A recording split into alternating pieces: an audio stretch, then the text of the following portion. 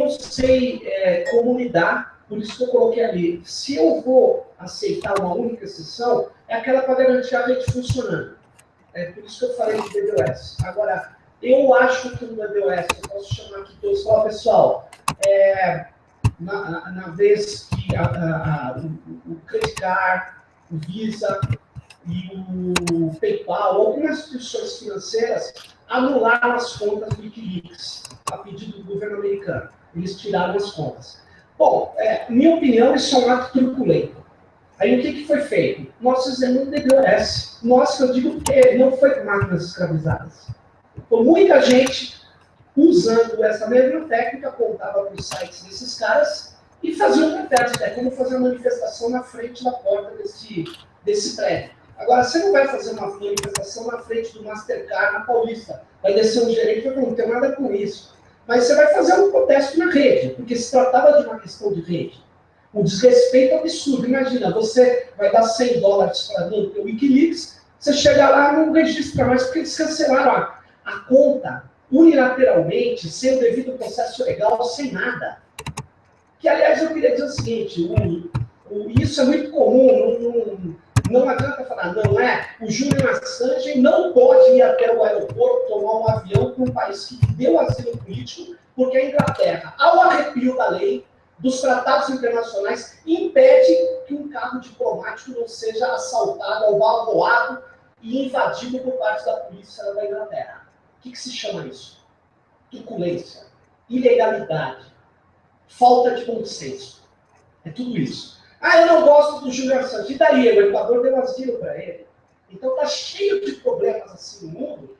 Então, que eu coloquei aquele exemplo, porque as pessoas me falam, qual a única exceção?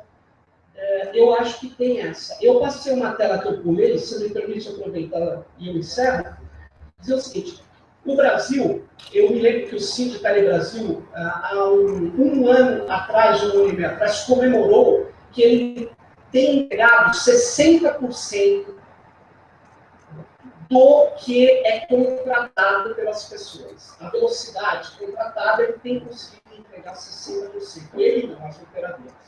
Eu acho isso um avanço, mas eu acho isso muito longe do razoável. Né?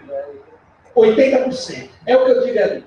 A gente tem que pôr no regulamento. O que for menos de 80%, mas a gente tem que pôr, porque eu duvido, eu gostaria de medir na minha casa, porque me parece que ainda não é em alguns lugares. Eu sei que a minha casa não fica no melhor lugar de São Paulo, tem problema de infraestrutura que é muito antiga, não foi trocada, mas ela não é lá na periferia extrema, é no Sumaré. Mas a minha velocidade é só você olhar no CIMEC, você vai ver que, a não ser que esteja errando muito. Mas eu acho que tem um avanço, mas eu acho que a gente deveria garantir no regulamento uma coisa mínima para assegurar, na verdade, as necessidades que as pessoas têm. E acho que está muito bem isso, esse avanço é muito bom, e a gente tem que fazer algum tipo de declaração a favor do investimento constante em uma área que é fundamental para todos nós. Não sei se eu te respondo. Bom, gente, só para a gente não... Alexandre Castro, Secretaria Brasil. Mas só para deixar claro que hoje já existe um regulamento na ANATAM que define a qualidade mínima, que é 80% da velocidade contratada. 80% da velocidade média. A velocidade mínima é 40%. Ou seja, em nenhum momento o usuário deve navegar com menos de 40%. Isso é a velocidade mínima. Agora, a velocidade média é 80%. E, bom, isso aí vai para 95% dos casos. Ou seja, com 95% dos casos, tem que atender 80%. 5% pode ficar fora. Esses testes são realizados mensalmente, tanto na banda larga fixa como na banda larga móvel. E uma entidade atribuidora da qualidade, uma entidade de terceira parte, portanto, que tem diretamente um contato com a Anatel, que supervisiona todo esse processo. E eu acredito que a Anatel está aberta para quem quiser ir lá, conhecer, fazer teste, até porque o processo da fixa é um processo voluntariado, basta se candidatar e você recebe uma provinha na sua casa e passa a fazer a medição. E qualquer qualquer dúvida, eu acho que devem entrar em contato com a Anatel, porque é um processo bastante sério e que efetivamente mede a qualidade do trabalho. E, eventualmente, tem casos que as empresas não estão atendendo as regiões e estão sendo sancionadas pela Anatel, e as empresas estão correndo atrás para poder fazer alcançar essa meta. Bom, gente, só para a gente seguir a ordem aqui Depois dessa intervenção, vou usar meus poderes de moderador e vou fazer a mesa avançar. Por favor, Maria. Acho importante só usar o microfone para os... Não, eu só queria deixar aqui registrado que a Proteste colocou à disposição dos consumidores um velocímetro, e até queria falar depois com a Telegrafia para a gente ver melhor o CGI tem também. E nós já pudemos observar que a grande parte dos consumidores tem recebido 73% só da velocidade contratada. Tá? Então, já temos esses dados, já temos uma quantidade enorme de pessoas que entraram no site e já estão medindo.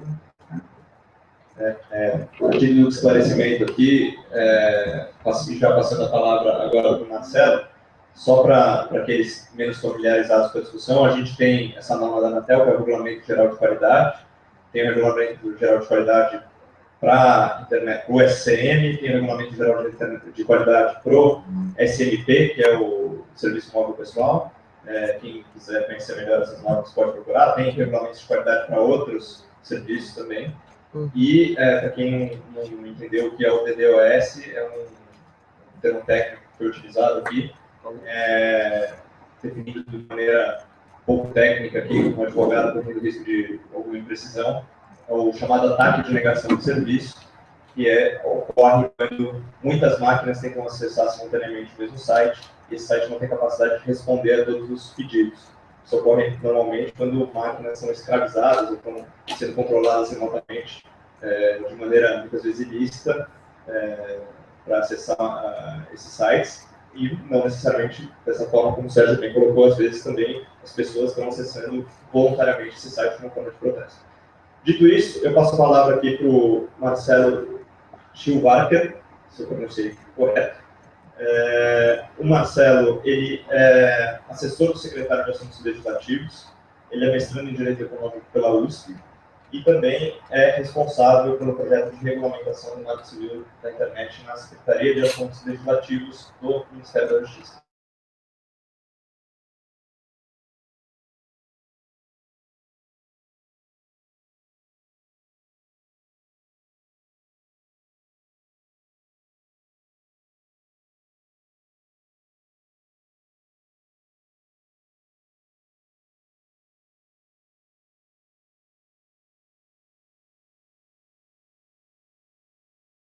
De divulgar o debate público sobre um tema que eu acho que a maioria dos clientes aqui estão a par, que é a regulamentação do Marco Civil.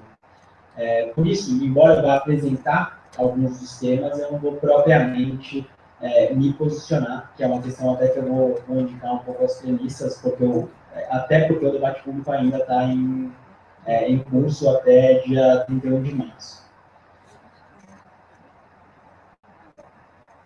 Bom, vou separar minha apresentação basicamente em 3 momentos, né? No primeiro momento, eu vou tratar um pouquinho da história da lei, do Marco Civil, do processo do Marco Civil da internet.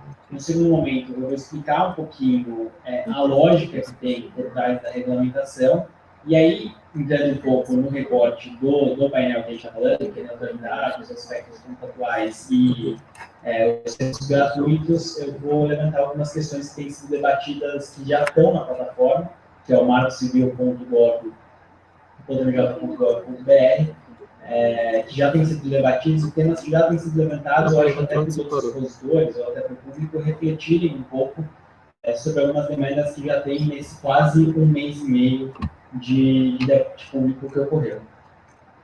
Bom, qual que é a origem do Marco Civil? E isso é uma coisa bastante interessante. O Marco Civil, ele é uma resposta a uma postura que existia no Brasil, conhecida como o AI-5 digital, mas que é internacional, que era uma postura internacional de criminalização de condutas na internet.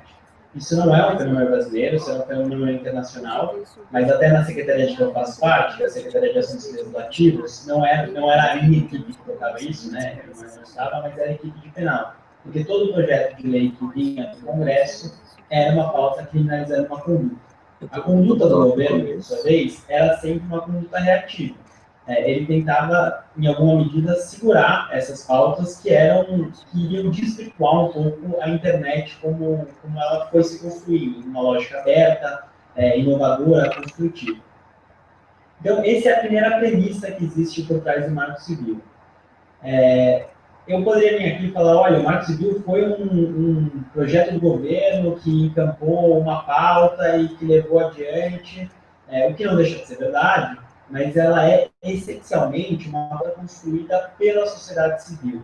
É uma ideia que foi construída na sociedade civil, uma concepção que foi construída na sociedade civil e, em alguma medida, aí o governo sim, com abertura a esse processo, acabou encampando, e a lógica como ela foi construída era bastante inovadora para a sua época. Consultas públicas não é uma coisa nova, né? A gente tem histórico de consulta pública desde os anos 80, 70, por carta, enfim, o governo se abrindo a essas consultas não era uma coisa absolutamente recente, mas a forma como foi construído o Marco Civil, ela foi inovadora, pelo menos no Brasil. Qual que era a lógica que existia? Eu poderia fazer uma mera consulta em que eu abriria para envio de e-mails, para envio de cartas, para envio de quaisquer que fossem os inputs, as contribuições do cidadão, das empresas, para que elas apresentassem aquilo que elas julgassem que deveria ser a lei. Mas, no processo do Marco Civil, a lógica foi, não seria melhor se nós expuséssemos tudo isso? Ou se a pessoa que faz uma contribuição e que quer que a lei vá no sentido, possa discutir com uma outra pessoa, com outro setor, com uma empresa, com um grupo de sociedade civil e abertamente discutir o que ela deseja com o Marco Civil da internet. É mais ou menos uma lógica de escancarar os gabinetes de Brasília, escancarar os gabinetes do governo. Todas as pessoas que iam conversar com o governo, elas agora vão ter que fazer isso também, sempre aberto, não tem nenhum problema de vir e falar nos nossos gabinetes, mas elas vão ter que fazer isso publicamente. E na nossa percepção, isso era uma coisa que melhorava o debate público, que aprofundava a democracia. Os resultados disso foram, na época, em 2009, 2.300 contribuições do debate público no Poder Executivo, que foi dividido em duas fases. Então, primeiro você debatia sobre grandes temas, depois houve um anteprojeto de lei em que as pessoas comentavam artigo a artigo, até se fechar esse projeto dentro do Poder Executivo, depois do debate público, e o envio ao Congresso Nacional. No Congresso Nacional, e aí está a foto do deputado Alessandro Molon, ele também comprou essa ideia de uma lei inovadora. E a partir daí, ele abriu o processo da relatoria do Marco Civil da internet à contribuição de outras pessoas.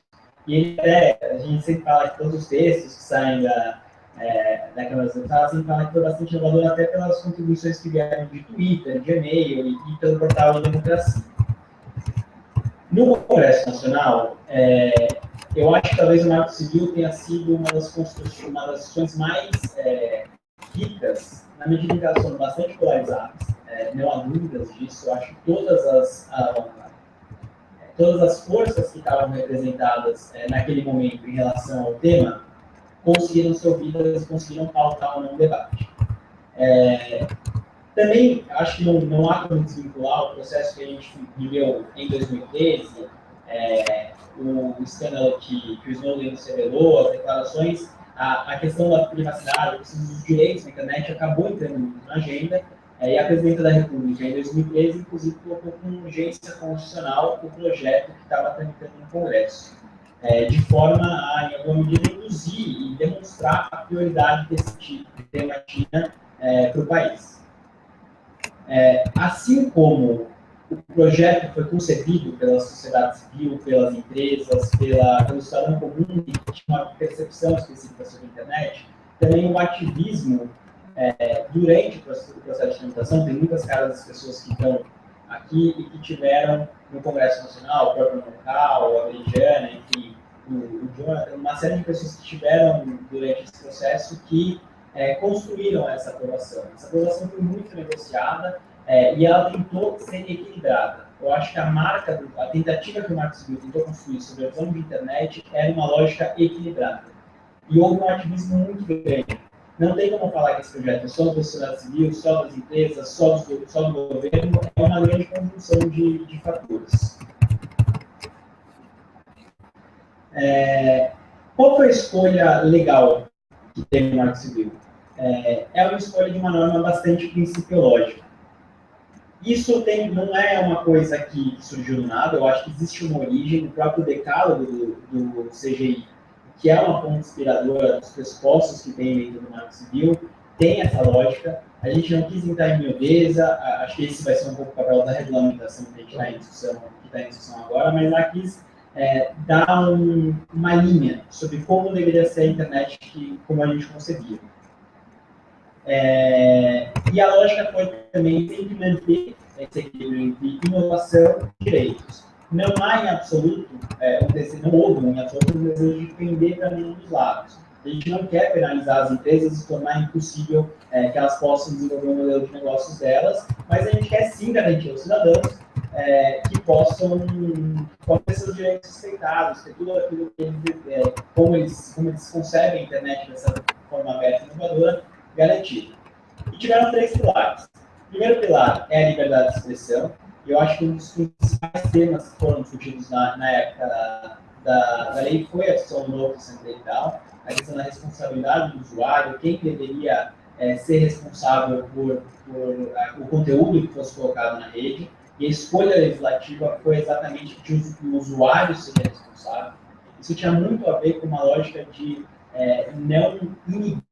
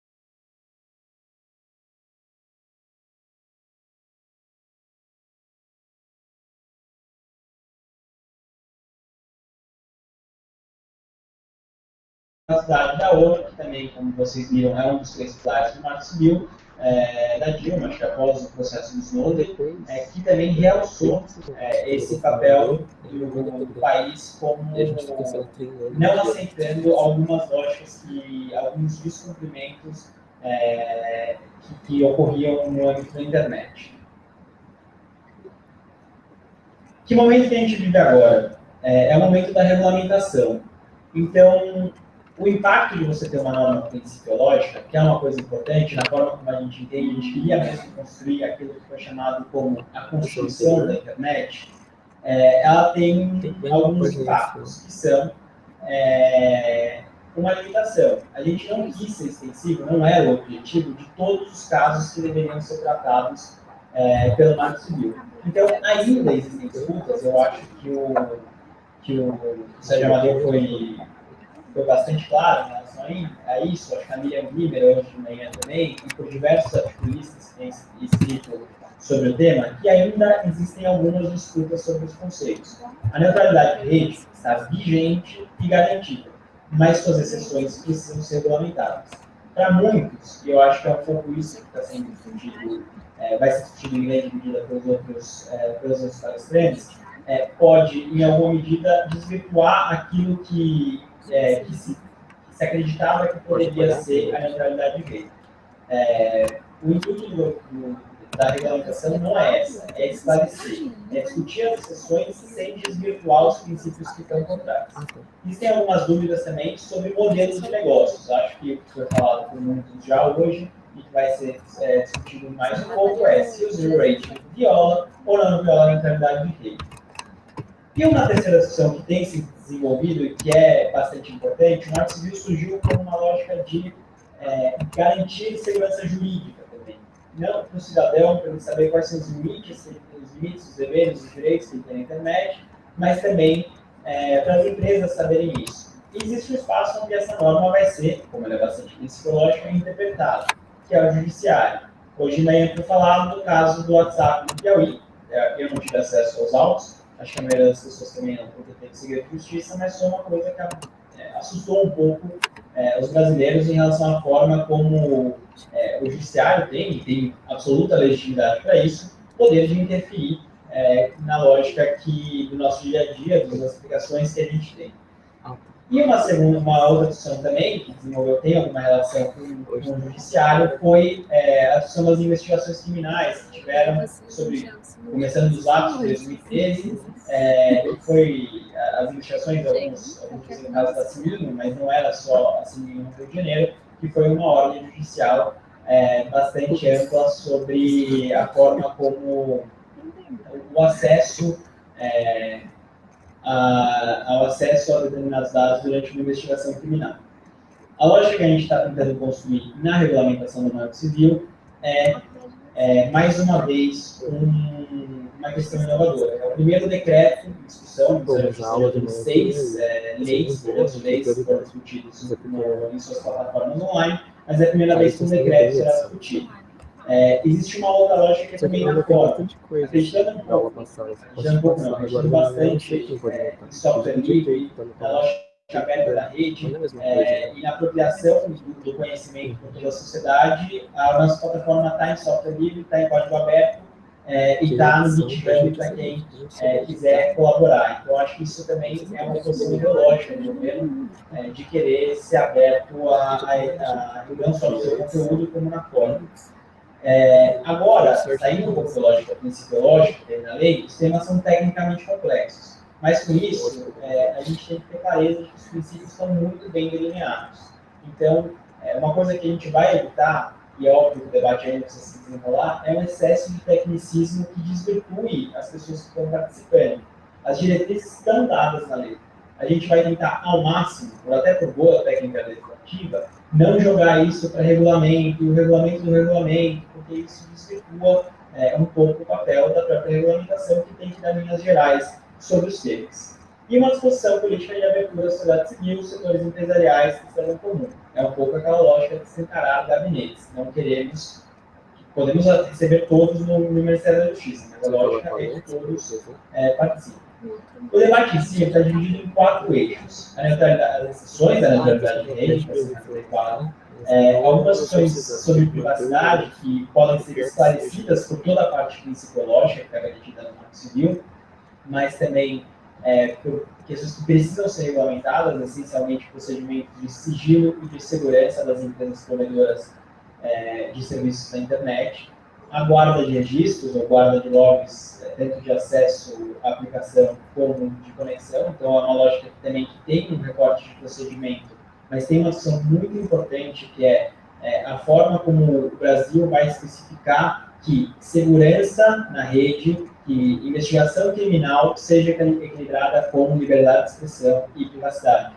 E o que a gente está chamando de outros temas, e é uma pressão muito grande em diversas pessoas da sociedade civil, que haja uma discussão um pouco mais ampla sobre políticas públicas. Esse, óbvio, nos limites do decreto, não é só isso, se quiser esclarecer conceitos, acho que esse é um pouco o espaço, mas existe uma demanda bastante grande por isso.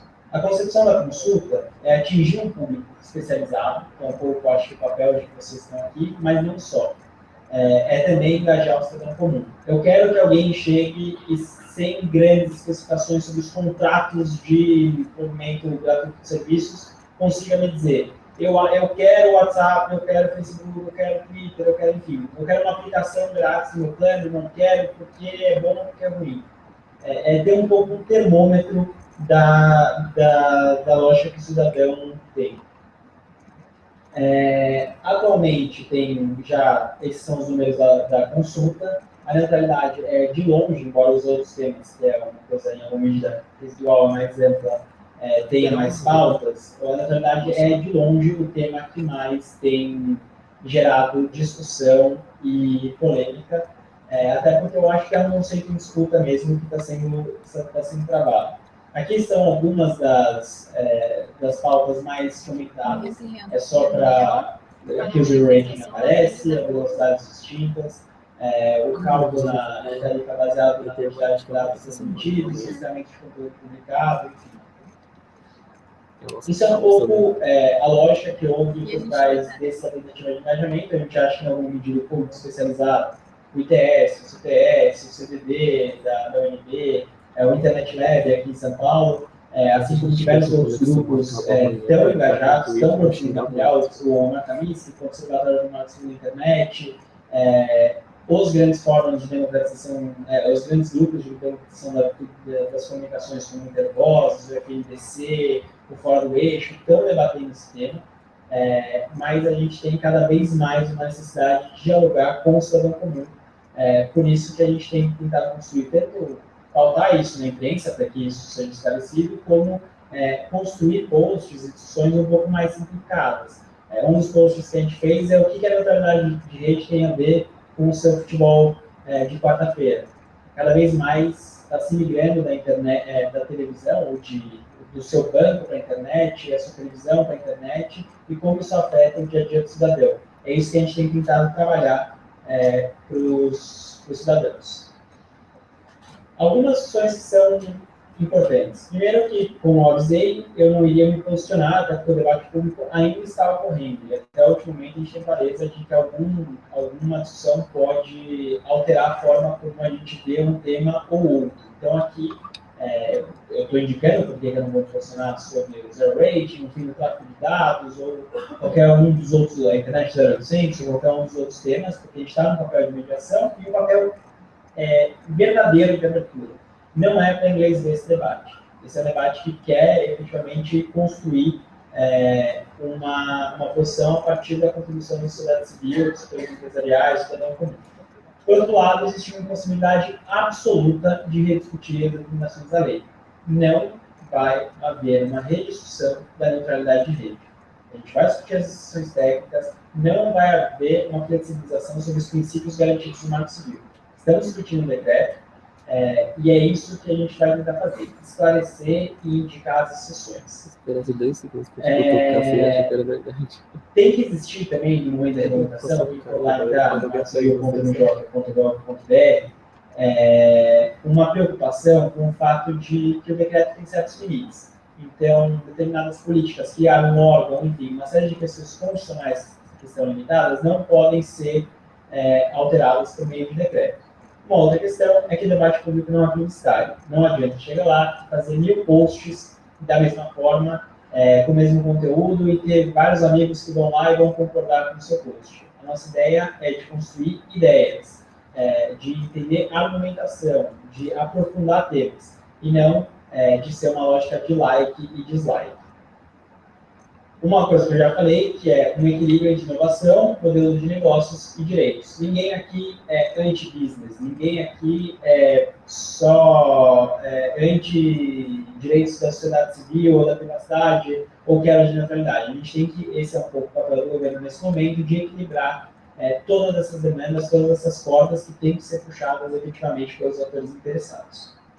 Entendo um pouco no que está sendo debatido. E aí especificamente sobre neutralidade, sobre os contratos e sobre o zero rate. A definição de requisitos técnicos indispensáveis e de serviços de emergência. Então, algumas questões que foram levantadas. Priorização com sensibilidade à latência, que foi falado um pouco de manhã. Imagino que o Pedro, pela contribuição que ele já colocou na plataforma, convido vocês a fazerem o mesmo. E já indicou, por exemplo, essa questão. A segurança na rede, o que o Sérgio Amadeu acabou de falar dos DDoS. Pode bloquear a porta, não pode bloquear a porta. Spam, que é a questão da porta 25, enfim, spam pode, spam não pode. Serviços de polícia, bombeiro, calamidades, traffic shaping, todas essas questões já foram levantadas na plataforma. E uma recomendação que nós vamos fazer aqui. A gente está sempre aberto a ouvir as colaborações, mas a gente abriu uma plataforma na internet para ouvir as contribuições. Não adianta chegar depois e indicar fora do debate público as questões que as pessoas querem fazer. Poxa, eu tive uma ideia sobre isso. Então, a gente incentiva muito que todos os atores contribuam na plataforma. Limitação do escopo, que foi um pouco a grande discussão que a Miriam levantou ali, a minha primeira hoje de manhã, que peraí, mas é o last mile ou não é o last mile? Né? Então, essa é uma discussão que está em discussão. Eles podem ou não podem? Eu posso fazer bloqueio nas minhas redes corporativas? Essa discussão está sendo muito fortemente debatida na parte de neutralidade de rede.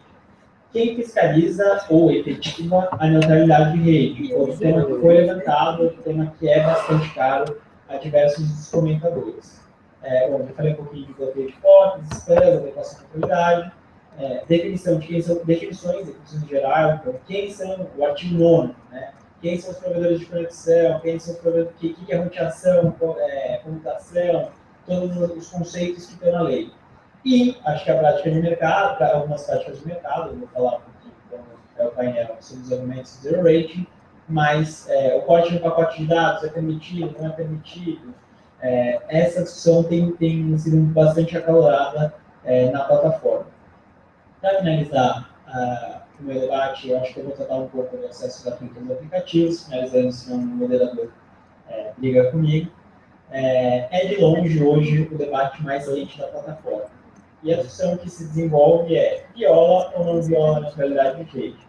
A gente tem clareza que existe uma discussão técnica bastante aprofundada em relação a isso. A inscrição de pacotes, algumas pessoas levantam que é vedada pela lei, enfim, mas como que tem um fast lane, não tem um fast lane, enfim, tem uma série de discussões que estão se desenvolvendo. E eu acho que a principal questão que muitos dos debatedores queriam ter mais clareza quais são as técnicas utilizadas no desenvolvimento do acesso gratuito, ou zero rating, como é conhecido. Uma outra coisa é a internet. Não existe a internet brasileira. A balcanização, como é chamada da internet, não é uma coisa que a gente quer, e a gente, nesse sentido, não quer fazer uma jabuticaba regulamentar. É óbvio que a gente é afetado por discussões que são feitas lá fora. Não absolutamente vinculados, mas influenciados sim em alguma medida. Então, algumas discussões que foram levantadas a experiência do Canadá, do Chile, da Holanda, agora a discussão ainda não finalizada dos Estados Unidos também tem sido levantada. E uma última questão que desenvolve em relação à tarifa zero é um tema concorrencial? Existe um problema concorrencial? Existe uma competição ou é um tema meramente regulatório? Então, eu acho que isso são parte das discussões que a gente vai ter que enfrentar necessariamente no posicionamento em relação a esse um desses temas, mas existem tantos outros que estão sendo profundamente discutidos.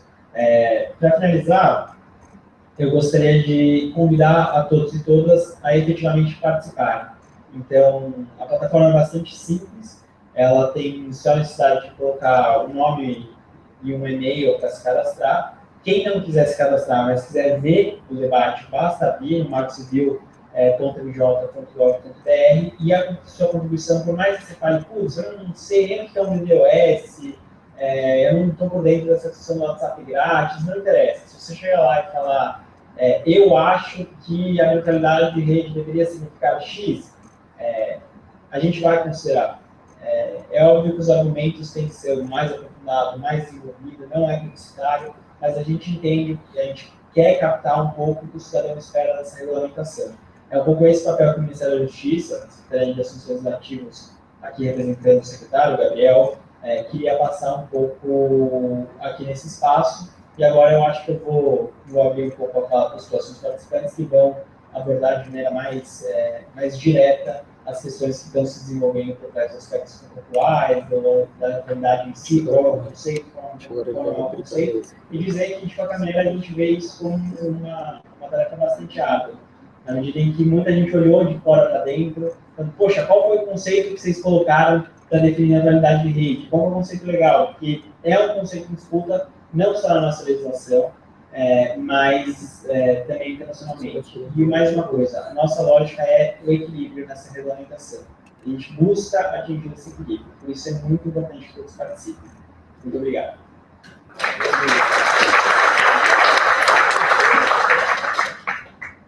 Obrigado, Marcelo. Como a gente está atrasado aqui, eu imagino que como a gente começou meia hora atrasado, a gente vai até às 5 antes do coffee break, a partir desse princípio. Então, nós temos mais 35 minutos para conduzir as últimas falas, fazer o coffee break, e aí... Sim. E a gente pode alongar, né? 35 minutos no previsão original.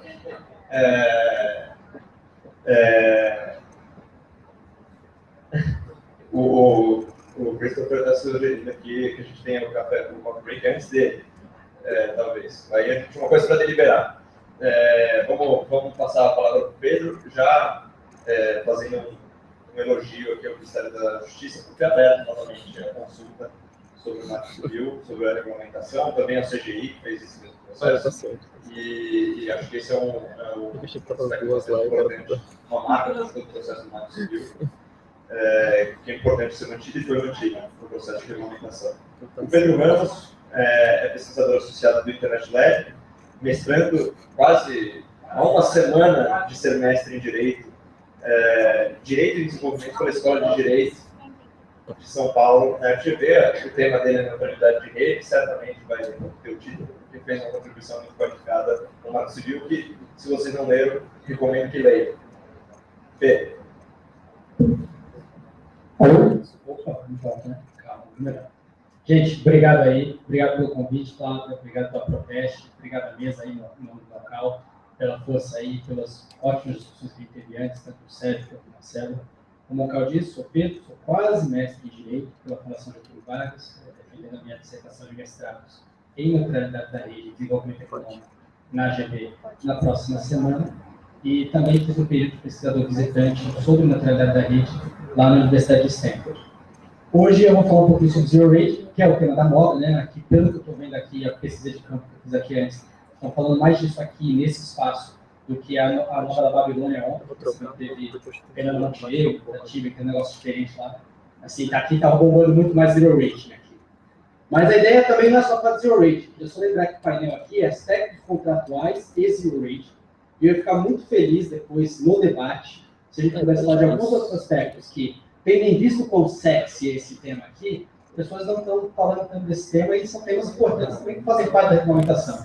Por exemplo, como vão ser formados os contratos que os provedores de acesso vão fechar com os consumidores? O que tem que ter lá nos contratos em relação à neutralidade da rede? Isso tem a ver com a neutralidade da rede. Ou mesmo as questões de transparência. O parágrafo 2º lá do artigo 9º fala de transparência dos usuários, mas também fala genérico. Será que é papel ou não? do decreto falar, especificar mais questões de transparência? Acho que seria bacana a gente também falar sobre esse tema aqui, porque é um tema que não pode ser negligenciado também para a gente.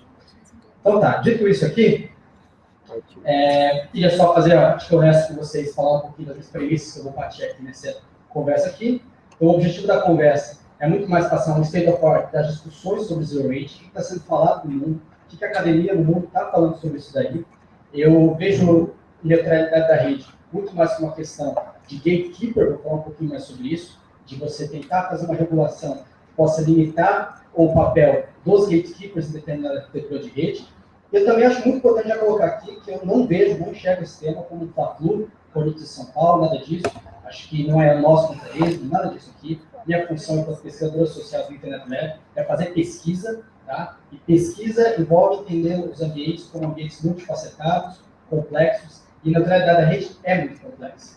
Os temas que envolvem a neutralidade da rede são temas super ambíguos, super difusos, que às vezes envolvem custos e benefícios para o mesmo ator e o mesmo mercado. Então, acho que a gente tem que parar um pouco também com essa visão de que, olha, é muito bilateral o negócio, muito preto ou branco, tá?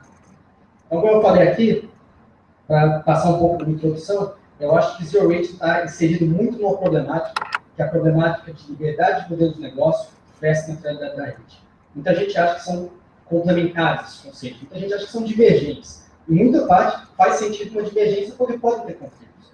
Eu gosto muito desse gráfico aqui, que ele mostra um pouco, na minha visão aqui, como funciona o mercado de internet hoje, obviamente, é uma simplificação, né? Mas ele mostra aqui que você tem sempre aqui, nesse lado aqui, uma grande opção de alternativas competitivas para quem é provedor de aplicações dentro do que convencionou chamar de backbone da rede. Então, você tem CDN, você tem conexões diretas, você tem serviço de backbone, você pode até construir sua própria infraestrutura e entregar direto para o usuário. Mas, na maioria desses casos, você tem uma figura que precisa existir dentro da internet, que é o provedor de acesso, que controla, como já foi dito aqui um pouco, a última milha com o usuário aqui. E é um pouco disso daí, então, que é um pouco disso daqui que é a preocupação da neutralidade da rede. A gente tem que começar a limitar um pouco a neutralidade da rede também, para achar que não é um problema de todas as mazelas da unidade. A neutralidade da rede é um princípio de arquitetura de rede que endereça o dever de tratamento isonômico aqui, nessa parte aqui, que é o funil, que é o que eu chamo de gatekeeper, que tem controlando a comunicação. Então, quando a gente fala essencialmente de Zero Rate e de liberdade de negócios versus neutralidade da rede, a gente está fazendo a seguinte pergunta: em que medidas práticas de provedor de acesso, agindo como gatekeepers, ou seja, quando eles estão aqui nesse funil, podem ou não gerar efeitos adversos para a competição e bem-estar social? Acho que essa é a discussão que a gente tem que fazer, uma discussão que envolve muitas outras questões além do Zero Rate, mas está no âmbito do Zero Rate em si.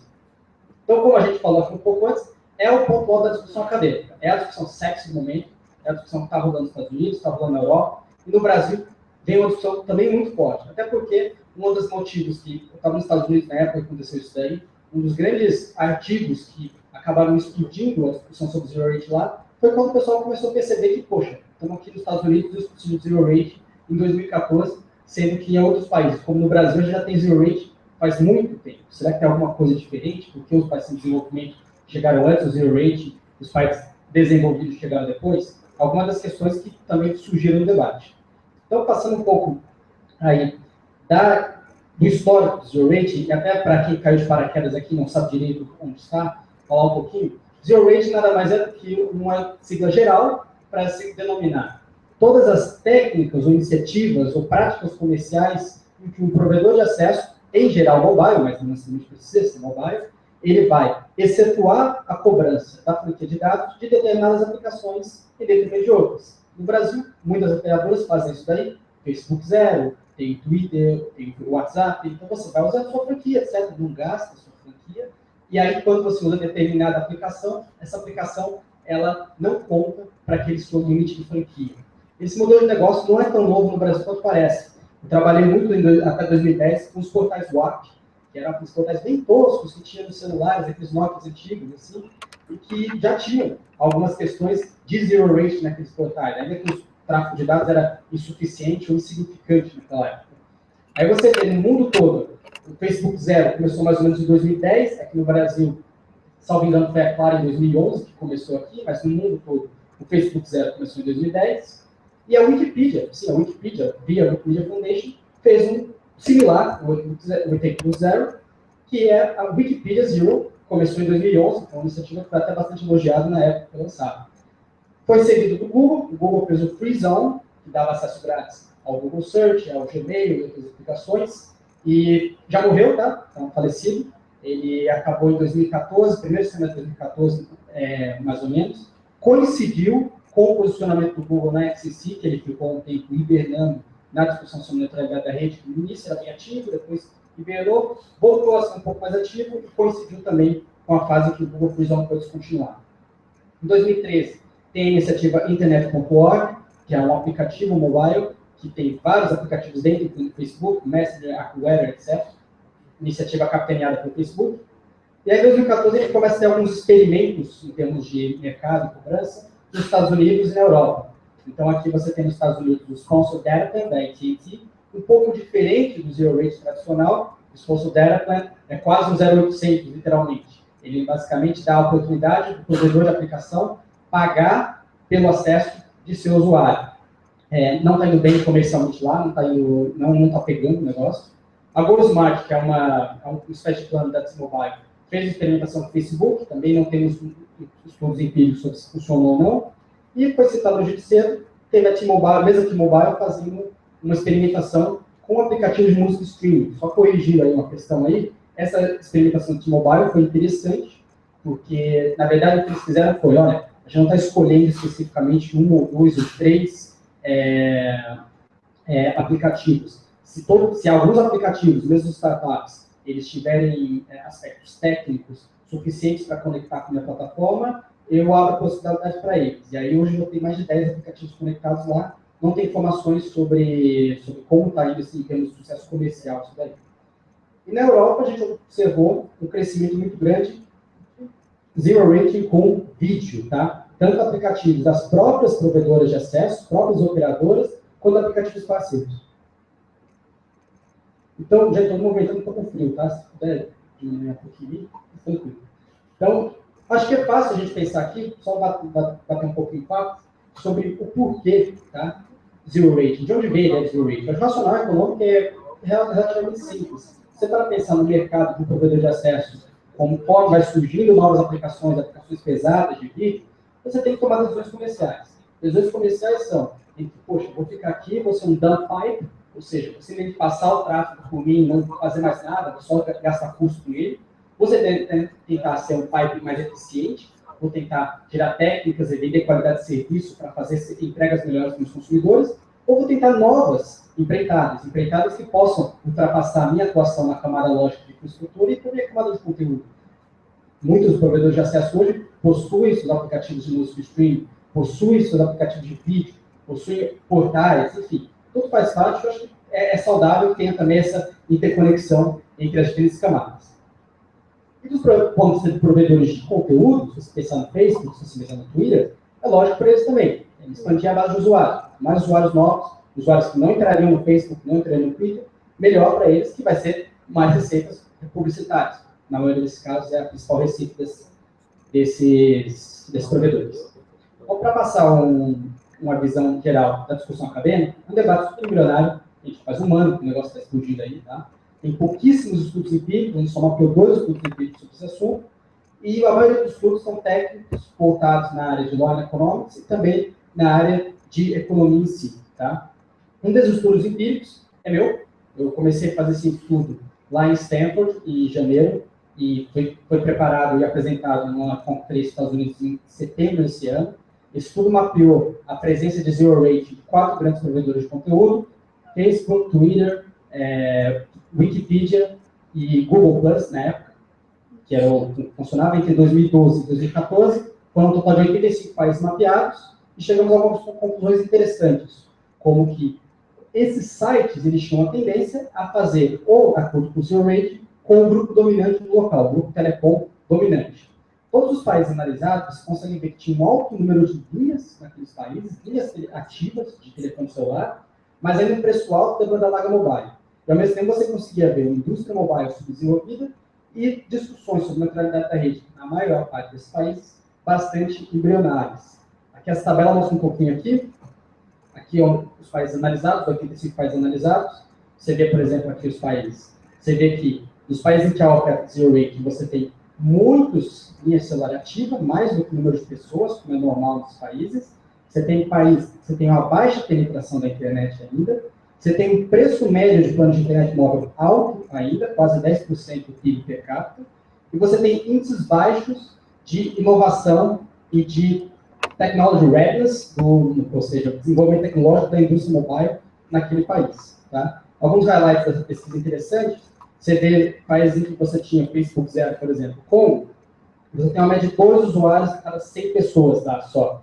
E um plano pré-pago de internet banda larga aqui custa 126% do PIB per capita. Tá? Botsuana, a gente tem 15 usuários a cada 100 e 161 mobile subscriptions a cada 100 habitantes. Ou seja, tem muito celular lá, embora poucas pessoas usem internet. Esse tem países como a Bolívia, que de 0 a 6 tem só 2,8 de DCI Tech Readiness, ou seja, são indústrias totalmente subdesenvolvidas ainda. Outro estudo empírico interessante é um publicado no início de 2015 pela Digital Film Monitor, uma entidade europeia, que começou a mapear o crescimento do vídeo, do zero rating de vídeo na Europa no segundo semestre de 2014. Viu realmente um foco em zero rating de vídeos lá dentro e alguns dados interessantes.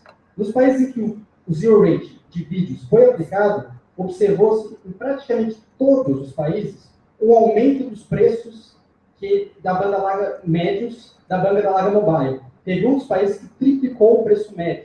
Tá? E aí um dado interessante, que a Digital Film Monitor, está lá, o tudo está aberto para todo mundo. A Holanda foi um dos poucos países da Europa que já se posicionaram expressamente contra o zero rating. E lá, onde foi proibido o zero rating, o preço caiu pela metade ao longo de 2014. Foi o único país que foi observado no estudo em que o preço da banda larga mobile caiu em vez de subir. Tá, agora entrando um pouco nos estudos mais teóricos, tá? Que não tem tanta fundamentação empírica.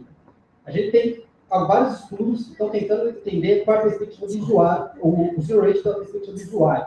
Alguns desses estudos entendem que, sim, o zero rating traz alguns outputs positivos para o usuário de banda larga mobile. Muitos desses estudos estão sendo publicados pela George Mason e pelo próprio Internet Org. Então, eles partem da premissa de que o acesso a poucas ou uma que seja aplicação é bom. Ainda que seja uma, pelo menos é acesso à internet. A pessoa talvez não teria dinheiro para pagar acesso para a internet inteira. Então, e ainda mais, eles partem do seguinte princípio. Poxa, tem alguns desses aplicativos, que são preço de graça, que não são aplicativos capitalistas que querem comer criancinhas. São aplicativos bons, funcionam para fins justos, como por exemplo a Wikipedia. Acho que aqui pouca gente vai falar que a Wikipedia não tem um fim social. Ao mesmo tempo, vários outros estudos tentam colocar que não, o zero rating traz externalidades negativas do ponto de vista do usuário. Esses estudos estão sendo hoje concluídos em grande parte por pesquisadores da Universidade de Oxford e pela Susan Crawford. Susan Crawford foi da administração Obama, uma professora da renomada dos Estados Unidos, e atualmente está em Harvard. Tá? Então, eles partem do seguinte princípio. O zero rating, na medida que você separa aqueles que têm acesso a poucas ou nenhuma aplicação, são os pobres, e aqueles que têm acesso a várias aplicações na internet, que eles são os ricos, você gera uma estratificação social, gera efeitos de walled gardens, em que as pessoas se trancam dentro de determinados aplicativos especificamente e acham que a internet são aqueles aplicativos sim, e não conseguem ter acesso ao resto da internet, gerando inclusive questões sobre aumento e redução de preço na banda larga mobile.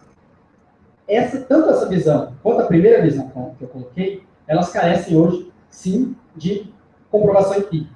Hoje você não tem estudos que tentaram buscar realmente informações empíricas interessantes. Então, no caso que eu posso contar aqui para vocês, eu fui uma das pessoas que tentar levantar mais dados empíricos sobre isso, mas a gente acabou barrando por questão de mercado. Poucas empresas hoje, principalmente pela efervescência desse tema, elas têm interesse em divulgar dados sobre isso, divulgar informações relevantes sobre os acessos do usuário e o uso de zero rating. Isso faz parte do jogo. Tem muito estudo teórico também, com base em análises schumpeterianas. As análises schumpeterianas são super famosas na economia, já tem grande consolidação empírica. Elas partem da teoria de Schumpeter sobre empreendedorismo e tudo mais, e falam de descrição criativa. Toda vez que você tem um mercado que está nivelado no mercado e você tem um player dominante, para que surja um novo player destrua o player dominante, esse player precisa ter uma criatividade nova, precisa trazer algo inovador que possa quebrar aquela lógica do player dominante. Então, vamos pensar no MySpace, que até um tempo atrás, o Orkut, que era a rede social da vez, surge o Facebook, em tese os dois estão brigando em nível de igualdade, o Facebook tem uma tecnologia melhor, o Facebook engole o MySpace, engole o Orkut. Então, essa lógica é muito cara à internet. E vários estudos têm apontado que o Zero Rate, ele desincentiva essa lógica, na medida que, poxa, vamos imaginar o Facebook entrando no mercado brasileiro. Ele entra, um mercado em que a internet banda larga ainda não é barata. E ele chega e descobre que o Orkut é de graça para todo mundo, e o Facebook vai ser pago. E o Facebook vai tentar entrar, poxa, o que eu faço aqui? Como é que eu entro? Aí vai estar fechado para ele, falar, poxa, só o Orkut é de graça aqui, todo mundo é fechado. E aí vários estudos têm apontado que, sim, tem efeitos negativos para quem está entrando no mercado. Se você fizer um Social Cost Benefits Analysis aqui, uma ferramenta metodológica super comum de economia também, você vai começar a ver quem são os verdadeiros, quem se beneficia mais e quem se beneficia menos com o Zero Rate. Então você vai ver que provedores de acesso, aqui é benefícios, tá? Aqui é falha minha. Então aqui é provedores de acesso, eles vão ter realmente várias vantagens com o Zero Rate. E os pequenos provedores talvez sejam que eles podem mais sofrer com o Zero Rate. Grandes provedores e usuários vão ter custos bastante ambíguos aí, na medida, dependendo da lente teórica que você utilizar.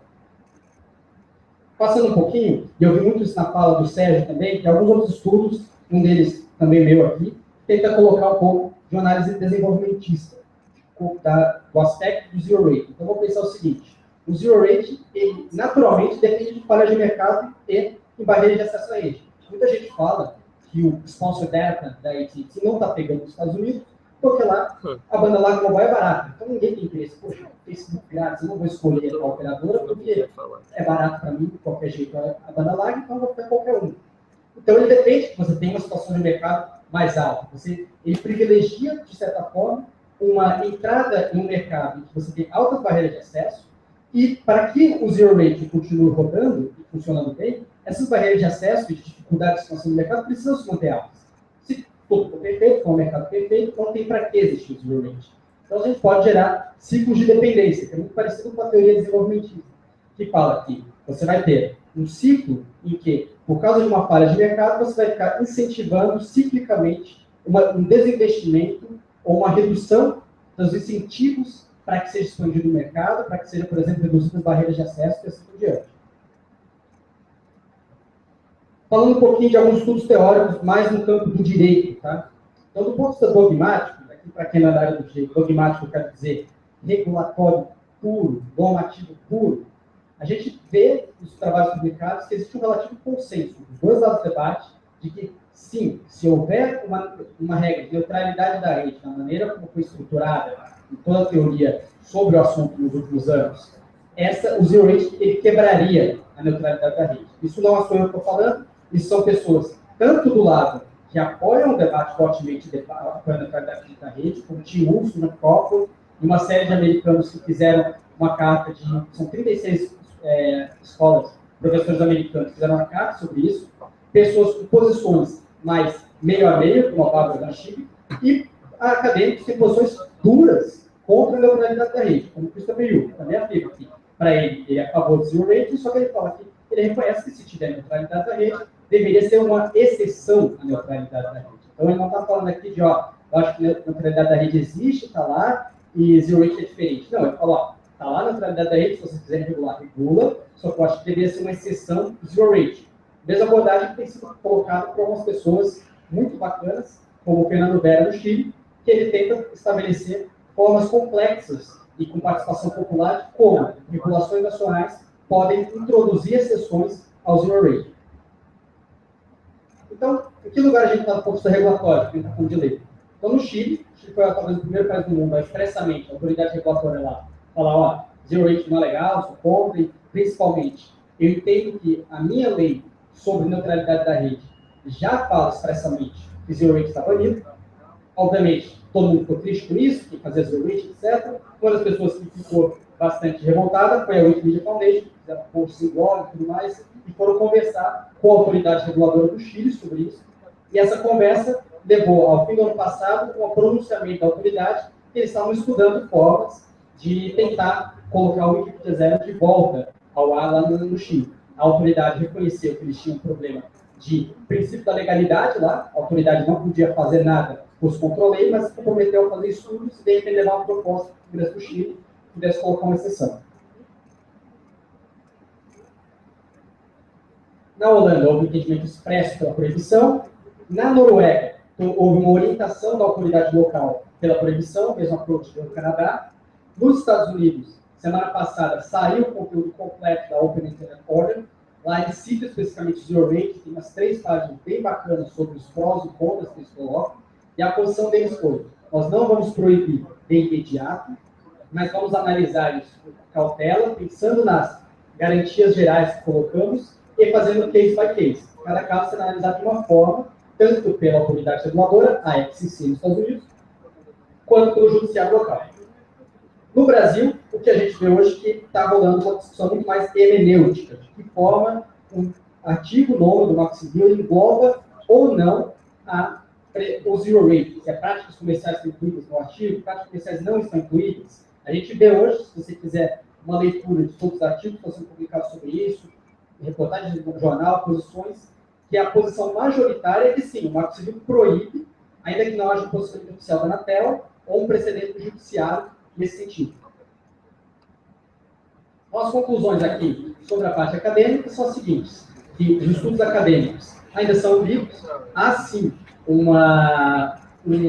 apontado inicialmente que há consequências adversas para o zero rating, ainda que se reconheça que existem sim benefícios imediatos, mas pode haver externalidades negativas a médio e longo prazo. Os estudos empíricos ainda são raros, eles precisam ser mais percebidos pela academia, todo mundo precisa se engajar mais em buscar dados que possam sustentar visões teóricas sobre esse assunto. O debate regulatório, no mundo todo, ainda é muito enviesado, poucas iniciativas, como no Chile, houve um endereçamento de forma específica ao zero rate, ou mesmo nos Estados Unidos, também houve um endereçamento específico, mais aprofundado. E outras conclusões importantes são que os países que já possuem regras ex ante sobre neutralidade da rede têm todos, em geral, interpretado o zero rate como violação da neutralidade da rede.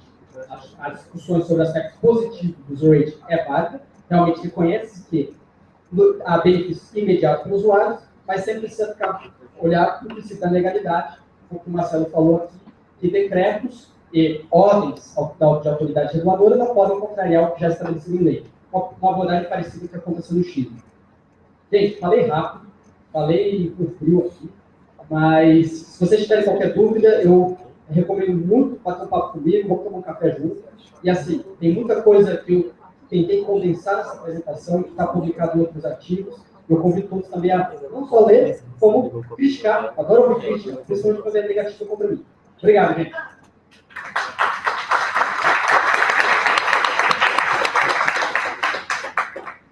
Obrigado, Pedro,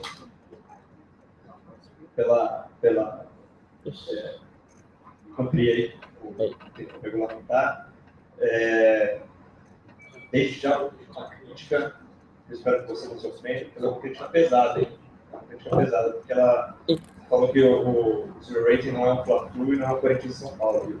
Quero dizer que ele não é um Corinthians de Palmeiras, que é a analogia adequada.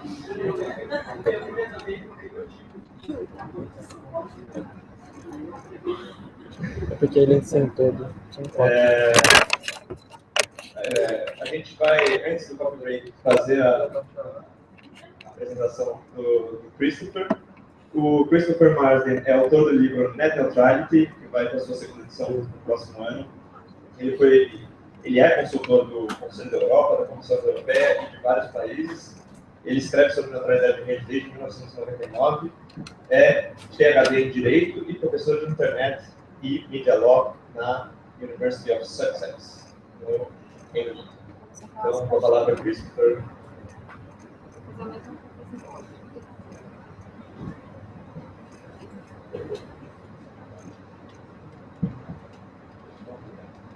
Is this working? Yes. So apologies. I speak really bad Portuguese.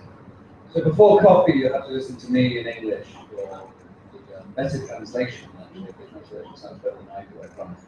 So I'm going to talk about some of the history of the internet.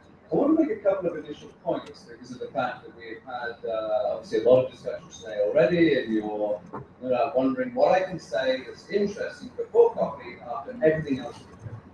So 2 points to make. The first is, even in countries that have passed a law on net neutrality, implementation has only just begun. The ink is still wet on the Netherlands' first decisions. Yeah? So you're at the beginning of the journey here. Even after, I think now 9 years of discussion of Marco Civil, divided the timeline from the time.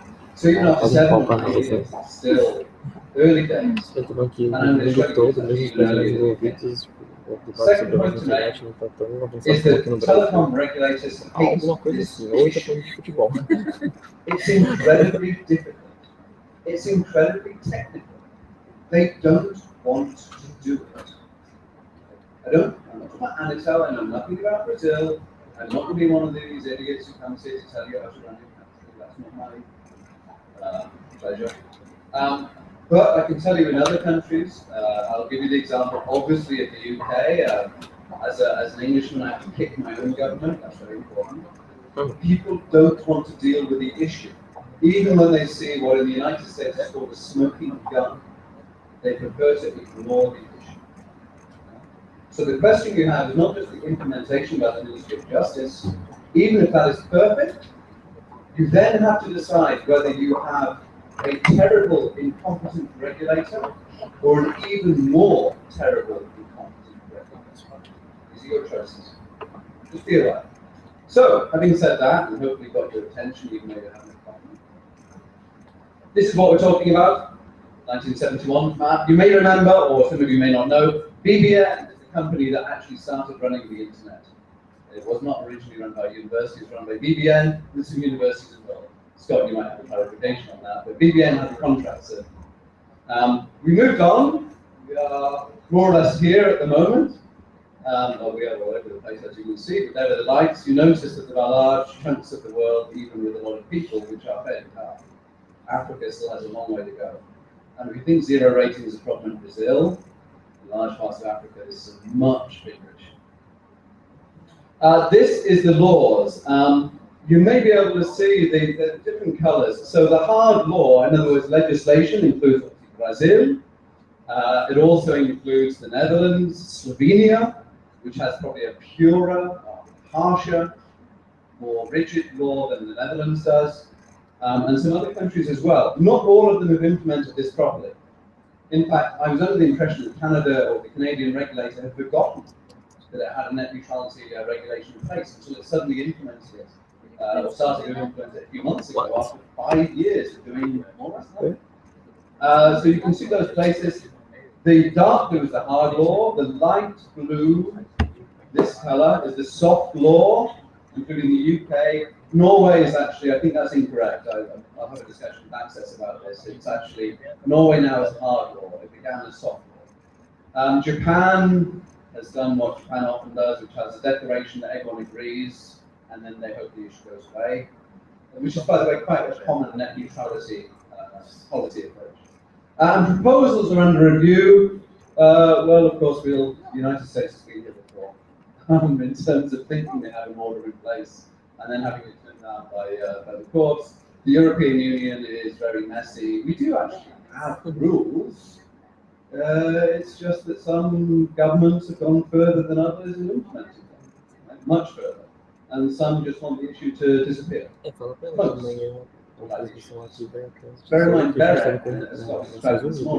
the body of European regulators is 28 regulators. There are regulators who like net neutrality a lot more than others. If you're the regulator in Cyprus or Luxembourg, how much time do you think you spend thinking about net neutrality? That pause was the time they have to spend thinking about it. So, back closer to home. For you, I started talking accidentally about net neutrality worries when I wrote a report for the Council of Europe in 1999. This is the name of the report. Don't go out and rush to read it, because obviously most of it is past its sell-by date, download by date, it's free. But I did write in a section of the report that there were big worries in the United States by AOL, if you remember, America Online, WorldCom. I once had the distinct lack of pleasure of being the regulatory director at WorldCom. It was a massive fraud which exploded. And others wanted federal regulators to bar cable operators striking exclusive deals with content providers. Does that sound familiar? This is now 16 years ago. And I must admit, looking at my fellow panelists, now that Sergio's left, you guys make me feel very old. You really do. I'm yesterday's man, I can tell. So the last millennium is when we started talking about it, even though Tim Wu hadn't given us the slogan of net neutrality. And Lawrence Lessig and Mark Lemley wrote submissions to the Federal Communications Commission in connection with the mergers that were taking place at the time between high-speed high-speed ISPs and cable companies, called The End of End to End. It was probably a more clever title than, anyways, resulted in a lot of confusion where a lot of lawyers have decided this is some religious principle. There's been a description by David Clark, one of the chief internet, the last ever person to be called chief internet architect. He abolished the title, where he said, this is not theology, right? These are principles of engineering. They're not things which are immutable, unchangeable, cannot be altered. And this is what they were worried about. I apologize, I've blown this up a little too large, but what it says is, perhaps you should switch to another cable company. Ooh, there isn't another cable company, is there? That's the worry. So many years later, I ended up writing a book about net neutrality, thinking that this was a discussion which had more or less run its course. It was both a hardback book, which you could actually pay for. Again, I look at my panel and think, these are not guys who pay for books. And it's also a PDF, so it was downloaded in the first 2 months 100,000 times. My wife told me she only downloaded it once, so other people must have read it in that period. And it's about to go into a second edition, which I'm writing this year, which is why I was so delighted that Flavia invited me here, because of course Brazil is going to be one of the interesting case studies to look at, alongside the Netherlands and Slovenia, the United States and Canada and some other countries. And it will actually be in paperback.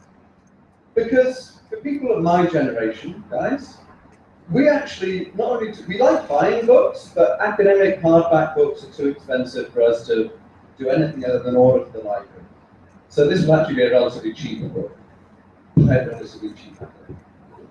Okay, so the older generation tries to help, but we don't always. Fashions change. This is, you may be familiar with this, Mona Lisa through the years. I should say these slides are available on SlideShare now. So if you go to the Marco Civil hashtag, you can download my slides and look at them. That's obviously Mona Lisa taking a selfie and finding herself either with Botox in her lips or whatever else is the fashion of the age. And I'm going to say something controversial. Oh no, actually, I realize in Brazil this is not controversial. Our politicians are mostly useless idiots on these issues. This is the chief European politician dealing with net neutrality and the internet. We have got Taliban-like developments. This guy's just joined Twitter. He's Germany's commissioner, so it's very important. Right? Unfortunately, he knows nothing about the internet. This is a disaster. He thinks that the Pirate Party in Germany is a Taliban-like. He's a very amusing person if you don't live in Europe. Right? We all have this phenomenon where we think, oh, that politician is so hilarious. You know, you say, oh, Berlusconi is so funny to an Italian, and they say, no, he's not. He's only funny if you don't live here. So, Austria is amusing if you're not European. Mass media doesn't help with education very much. This is, as you can see, a mashup, not the real picture of Kim Kardashian. I think the addition of the horse's ass might be a helpful addition, I don't know. She didn't break the internet, did she? And the internet is not doubling its traffic every 100 days, is it? To go back to a WorldCom live from the turn of the century. Things are not as the media described them at all. By the way, I just want to say one thing. I tweeted this to Sergio. In Western Europe, where admittedly we have a much more mature, freaking aged internet than in Brazil. Internet traffic growth is declining all the time. It is far beyond historic trend, far below historic trends. And according to the same Cisco index that Sergio was describing to you, internet traffic growth is now less than half of its historical trend level. Right? We don't have what I describe in the book as a real empirical evidence of what you might call the Zeta flood or the Iota flood. It's just not happening in Europe. It's maybe happening a little more in mobile and fixed, but it's not happening overall. The situation in Brazil may be different, but let me just let you know that there are still European politicians who talk about this as if the sky's about to fall in. It's not about to fall in. And Kim is not about to break the internet, nor is anybody else. So there we are. So old telco pipes, which is what we're describing, how do they relate to new content? And I was really pleased. I was actually wondering who from Salvador would be here. So it's great to have Alessandro here, because I looked at the website of the association, and it quite rightly said that the European old telcos have managed to change the proposed European law in order to make it much less net neutral than it was last year when the Parliament was in.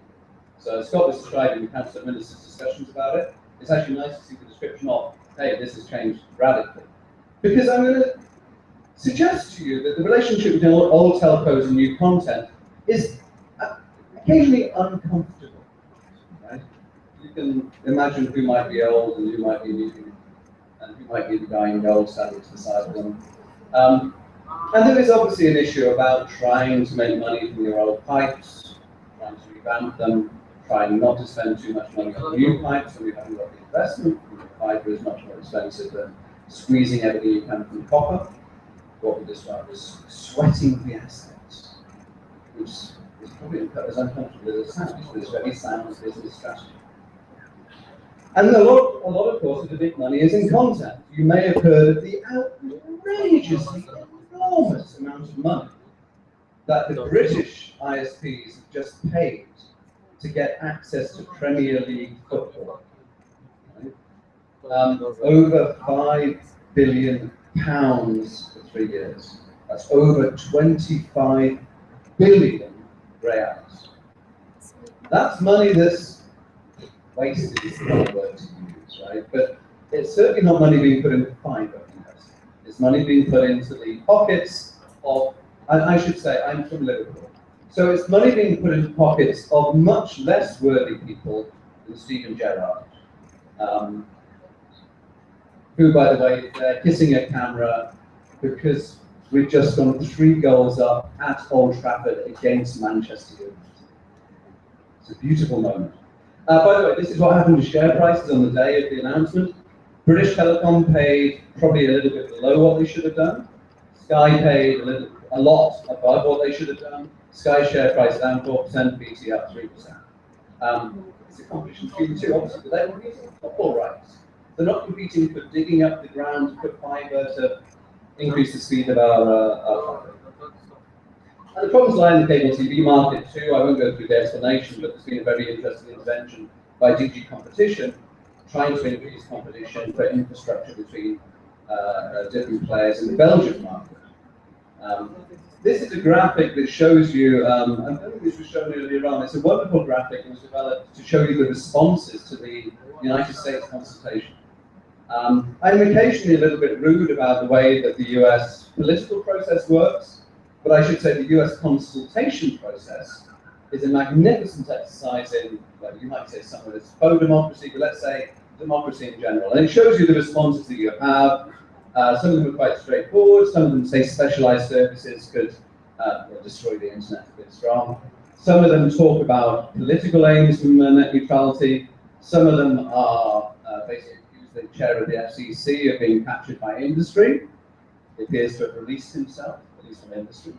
And so on and so forth. So it'll be interesting to see if Brazil has a kind of similar type of response coming through. There's also some interesting evidence about the degree to which congestion might be a problem. It was mentioned, I think, by Harold, that there was a conflict between Netflix and Verizon over the filling of the pipes. Everyone getting Portuguese as well as English, I apologize. yeah, I'm going to actually remove this entirely, so it doesn't exist. And I should say the problem is you had competition between my voice and the translator's voice. The translator's voice is much nicer, so I'm destroying the competition. Okay, so, and this just demonstrates that there is some congestion. The congestion is not that serious. It's not necessarily in the place you think it is. Biggest problem is in mobile. Forgive me for some special pleading. My wife told me I must show this next slide. As the plane lands in Brazil, you receive the following text if you're from England. It's a maximum of, and these are sums in pounds, not reals. £2 a minute to make a phone call. £1.25 to receive. 35p to send a text message, what you might call the 21st century telegram. £6 a megabyte to use the web. 10 reals a minute, or 30 per megabyte, or 30,000 reals per gigabyte. So please don't ever call me when I'm in Brazil. I will not answer the call. You can tweet me at my Twitter address. And obviously I realize I can't be anonymous in Brazil. That's tomorrow's discussion. So I do realize that I am there in public. Just a quick note about zero rating. I couldn't really add, I must say Pedro's got some research there, which I really want to see, because it is advanced of what I've got. So I shall free ride off your research, Pedro. But the zero rating battle is interesting because in developing countries, and particularly not those who only have mobile access to the internet, it warps the user experience of the internet. They don't just think the internet is only the web, they think the internet is only whatever they get for free. This statement, Facebook is the internet. In Nigeria, 65% of people who were surveyed thought Facebook is the internet, i.e. that is the whole internet. Even in Brazil, it's 55%. This is work by Geopol, SurveyMonkey on behalf of Geopol and Niana. So you can see the slide and have a look at this. And I think you need to ask yourself a policy question, which is this a problem for Brazil? I think it is a problem if that really does, this is something actually for the ministry to maybe conduct some more independent empirical research to find out if it really is. This looks like a really dramatic problem. Maybe it's not that bad. I hope it's not that bad. If it is this bad, zero rating is history, right? Okay. Even in Europe, we have a difference between different areas. This again is from Digital Field Monitor, who Pedro mentioned also. There is a big difference between the way that different parts of Europe address the issue about pricing. And they were looking at the ways in which there is different discrimination used in Germany and actually relatively little discrimination in Nordic countries. I just want to say one other thing about the model overall. This is partly for Flavia's benefit. A lot of people say, oh, how wonderful to have a consultation and to be multi-stakeholders and you can all hold hands in a circle and come to a compromise. There are certain things you can't compromise on, right? And I suggest that zero rating is a nice example of that. A lot of the people who today say they approve of net neutrality, and let's just dig into the details, it's just worth checking what they were saying 12 months ago or 24 months ago. There is some level of inconsistency among some people. I was actually in Berlin about a year ago at a time when the German regulator said, oh yes, of course, we support net neutrality. And I more or less fell off my chair. Because that hasn't, I mean, Scott would agree, that wasn't the message for the previous decade for me from the German regulator. So, you know, when people just say it's about multi-stakeholder participation, look down the end of the gun and think about what people used to say. It's worth just noting, and I think the point was made by Sergio, if ISPs, instead of being profit-making enterprises, were experimenting with being poor education charities with mid-income or low-income users, you might see some of the development in terms of investment that's taken place in the university sector. It is to some extent special, but I think it's a really interesting comparison to make. The amount of bandwidth that we now have and the change that's taking place. This is, by the way, just for the University of Sussex, which is, my university is by no means a rich university, but 20 gigabits per second seems like a pretty decent amount of bandwidth to have, right? And lots of other changes taking place as well. And I'm conscious that we're interested in carve-outs for education institutions and for ISPs that only deal with business users. I think these are complex and interesting ideas. I myself have a somewhat compromised position as regards small ISPs, which I think should be exempt from regulation, and as regards business users, where I tend to adopt the same approach, albeit with safeguards to make sure that we don't redefine everybody as a business. Conscious that in the UK, at least, what we call micro enterprises, which means the hairdresser or the taxi driver who is actually self-employed is a business, but is entirely dependent on consumer internet connections. So, I think that we have to be very mindful of these things. Net neutrality laws, well, by the way, you notice the date because, of course, we had a second go around, and I'm sure we're all expecting that date in court to come up next year, and or the year after, when we can actually deal again with the United States situation with the Open Internet Order. But the Netherlands actually had a law passed on the 15th of May 2012.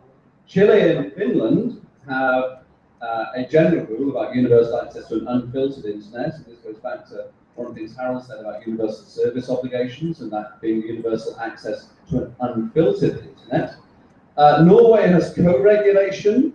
People sometimes call it, I'm going to reach my words, self-regulation. I want to tell you, Norway amended its telecommunications law last year to ensure that in Norway they underpin the self-regulation, as it were, agreement with law. So if in Norway suddenly the telecom companies decide not to play fair, the law will be there to implement something that the government makes. So, you know, I always think that you can define co-regulation as being a little bit like self-regulation, except the government has a sharp stick, and it can decide where to poke you with that sharp stick. So it's not something which is completely informal or voluntary. Don't get that impression. If it's completely informal or voluntary, you know what tends to happen? Yeah, nothing. Exactly. Canada. Well, I think I can take off the question mark, because it does look like they are actually finally implementing the rules on net neutrality. And I'm going to talk about Japan, the UK, well, we'll talk about the UK in particular. In France, they have suggested, of course, that we have platform neutrality, and maybe that will come up in Q&A. I want to talk about the UK, because as a tourist, I feel obliged to insult my own country. So, just quickly, Norway, 6 years of co-regulation. The cause of the Norwegian law was the ISP blocking the national broadcaster's video service, right? So you couldn't actually watch this streaming service from your own broadcaster, and Norwegians were not interested. So they enforced this co-regulatory pact. There have been a couple of complaints, but to be honest, the Norwegian ISPs have more or less played ball, and it is now formalized in law. It's definitely not self-regulation. If anyone's been telling you it's self-regulation, it's not, right? Maybe originally you could make the argument, not anymore. Other countries, much less effective forms of co, rather pretending it's really self. The US, it's funny, so I posted, and actually emailed this to Scott as well, magnificent thesis written by an internet scientist, Alyssa Cooper. Alyssa was a PhD DPhil. Oxford has a weird name. DPhil, which is a PhD doctorate. She wrote a doctorate at Oxford. She's now a senior scientist at Cisco and a member of the Internet Architecture Board.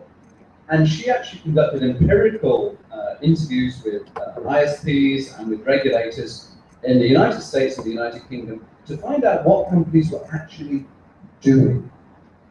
Not what the law sort of said or what it should have said, but what they were doing. And what was demonstrated was, in the United States, particularly after this Comcast BitTorrent moment that Harold was talking about, the ISPs generally stopped messing about, with a couple of famous exceptions, which we've talked about.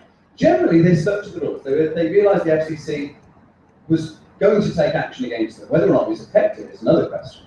But it's not nice to be dragged backwards through a regulatory process. So if the regulator at least is making the right noises, it does seem to have acted as a deterrent.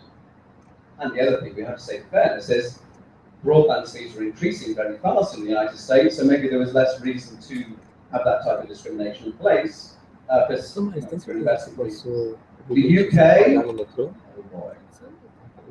The regulator made clear it didn't give a damn what the companies did, and they just throttled and discriminated and choked like crazy. I'm going to show you why. So, in the United Kingdom, we have neoliberal lies about what happened here. I'm using a strong term because it's true, and I'll show you on the next page why it's true. Deny. They said the problem didn't exist. Well, the problem was reported in the specialist trade press ever since 2001 is when this started happening. Delay. Well, they said, well, look, if we just have transparency, in other words, telling people what happens, or if we make it slightly easier for people to switch, that might make things better. And they spent a couple of years trying to do that. So they changed what are called the general conditions. It's effectively the license to operate, but we don't call that a license in Europe because we think we're less regulatory than they also used SAMNOS, which is a measurement company, to conduct, to measure performance, and that's been actually quite an effective transparency means for those who know about it. And SAMNOS also is being contracted by the Federal Communication Commission and by the European Commission to conduct some measurement. It might be worth talking to these guys about what they can do. Because of course everyone can conduct speed tests, right? You can go to the testing website, you can go to other websites and conduct speed tests. But unless you know that people are using the same type of measuring equipment all the time, and you know what time of day they're doing and so on, what you end up with is just a kind of, pattern rather than something which you can empirically demonstrate as giving you 80 or 60 or whatever else. Oh yes, and they also talk about the code of conduct. They also, as it were, degraded the debate. They switched the argument into a co-regulatory forum. It's a bit like the CGI, but not quite. It's called the Broadband Stakeholder Group. It's basically a group of industry people. It's partly funded by the ministry. I'd call it a corporatist conceit. I may or may not be being slightly unfair to them, but I'll show you what they've done. This is Charlie Dunstan. This is one of the best friends of our current and soon-to-be former Prime Minister, David Cameron. As you know, you may not know, we have elections in May this year. Having said that, hey, we always think elections will change the person in power. So, Charlie Dunstan, he's now Sir Charles Dunstan. He's a knight of the British Empire. Because he has political connections. Ofcom said, and they told the BEREC response of 2010 to the European Commission, we have had no formal complaints about net neutrality, no problems here, no sir, none at all. Charlie, at the Ofcom International Conference in November 2006, there was a beautiful, you may have noticed, this is a YouTube thing. This is Charlie saying the thing he said. We shape traffic to restrict peer-to-peer users. I get hate mail at home from people when that means we restrict their ability to play games. I've got 2 people threatening to kill me. Ofcom International Conference, 400 people there. Smoking gun. What did Ofcom do about it? Well, of course, they talked about switching. They certainly didn't take that too much. So Ofcom has tried to say, well, we can come up with self-regulation, and they did what, actually, this is actually, to be fair to telecoms companies, sometimes the regulator says, we want you to come up with an answer. And then the regulator basically forces them into a room, forces them into an agreement they don't necessarily want to make. So the telecom companies are in a very difficult position where they're not being formally complained about or having actions taken against them. They've just got the regulator saying, we ain't going to make a formal order here, so you're going to say you've solved the problem. And this happens a lot. This is one of the means of regulation. So they said there would be a broadband code of conduct and a broadband stakeholder group, you remember this group, transparency code of practice.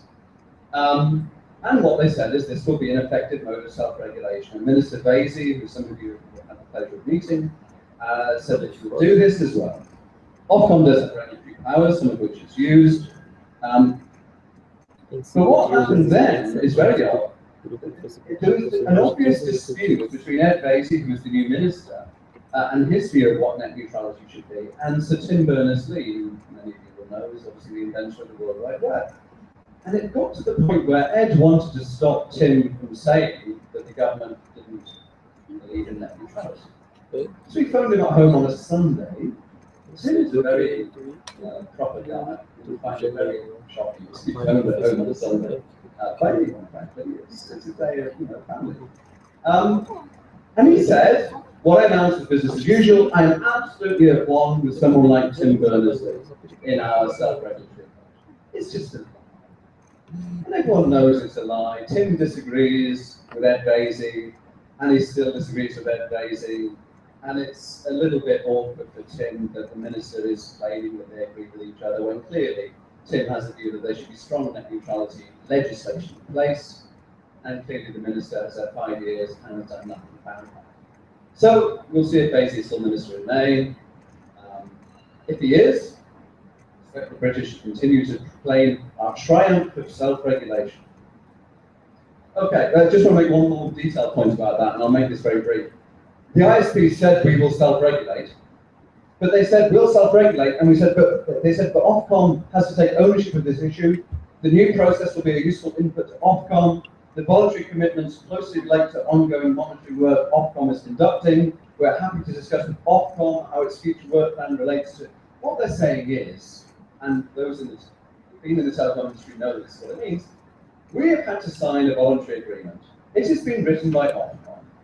Here is why we're putting the word Ofcom into it all the time, because frankly, we're doing this because we've been told that we're doing self-regulation. It's very transparent. But even despite that, certain companies didn't sign it.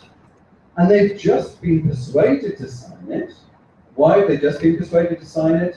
Because it was essential to change the mind of the Council of Ministers to, as it were, break the text that was already in place from the European Parliament. So Vodafone refused to sign it, right? The world's largest mobile company. This ridiculously named, I apologize, English marketing is more crazy maybe than Brazilian marketing. We have a mobile company, the largest mobile company.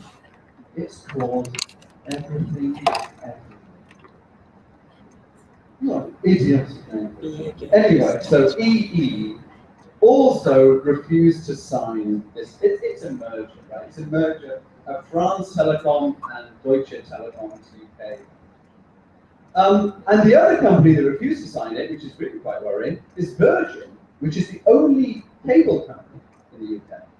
So this was a very partial agreement. Right? Actually, to be honest, it wasn't worth very much. So less than half of the mobile market had signed up to it, and the only cable company, which has 30% of the fixed market, refused to sign it. They have had their arms twisted and have now agreed to sign 4 years later. If you think that's a triumph of self-regulation, you weren't in the room when they were being persuaded to sign it. European policy, well, we've already had it. Scott's explained that we have a bumpy road still ahead of us in terms of what happens here. This happened in 2009, by the way. We had a law.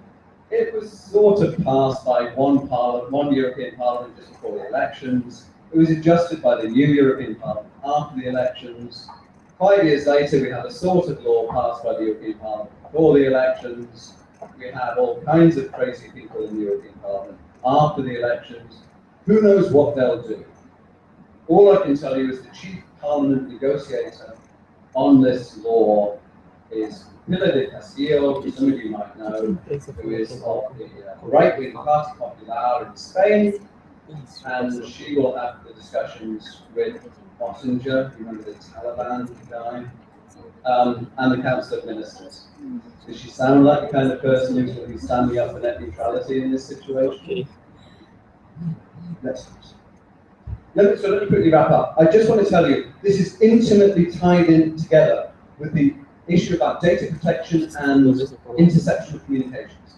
The European Data Protection Supervisor has issued several reports, this is their first report, saying all of this attempt to break net neutrality by telcos has resulted in some extremely intrusive practices which amount to illegal interception of communications. You don't have to believe them, you can believe the British government. Not because the British government stopped it. I'm in Brazil, the home of Glenn Greenwald, right? So I'm very familiar with the fact that you guys have a greater education and understanding of some of the things the British spy agencies were doing that we do in the UK. Oh, and hello GCHQ, given that this is industry. Or was it that? The British government was taken to the European Court because they did not have effective measures in place to enforce the privacy of internet users.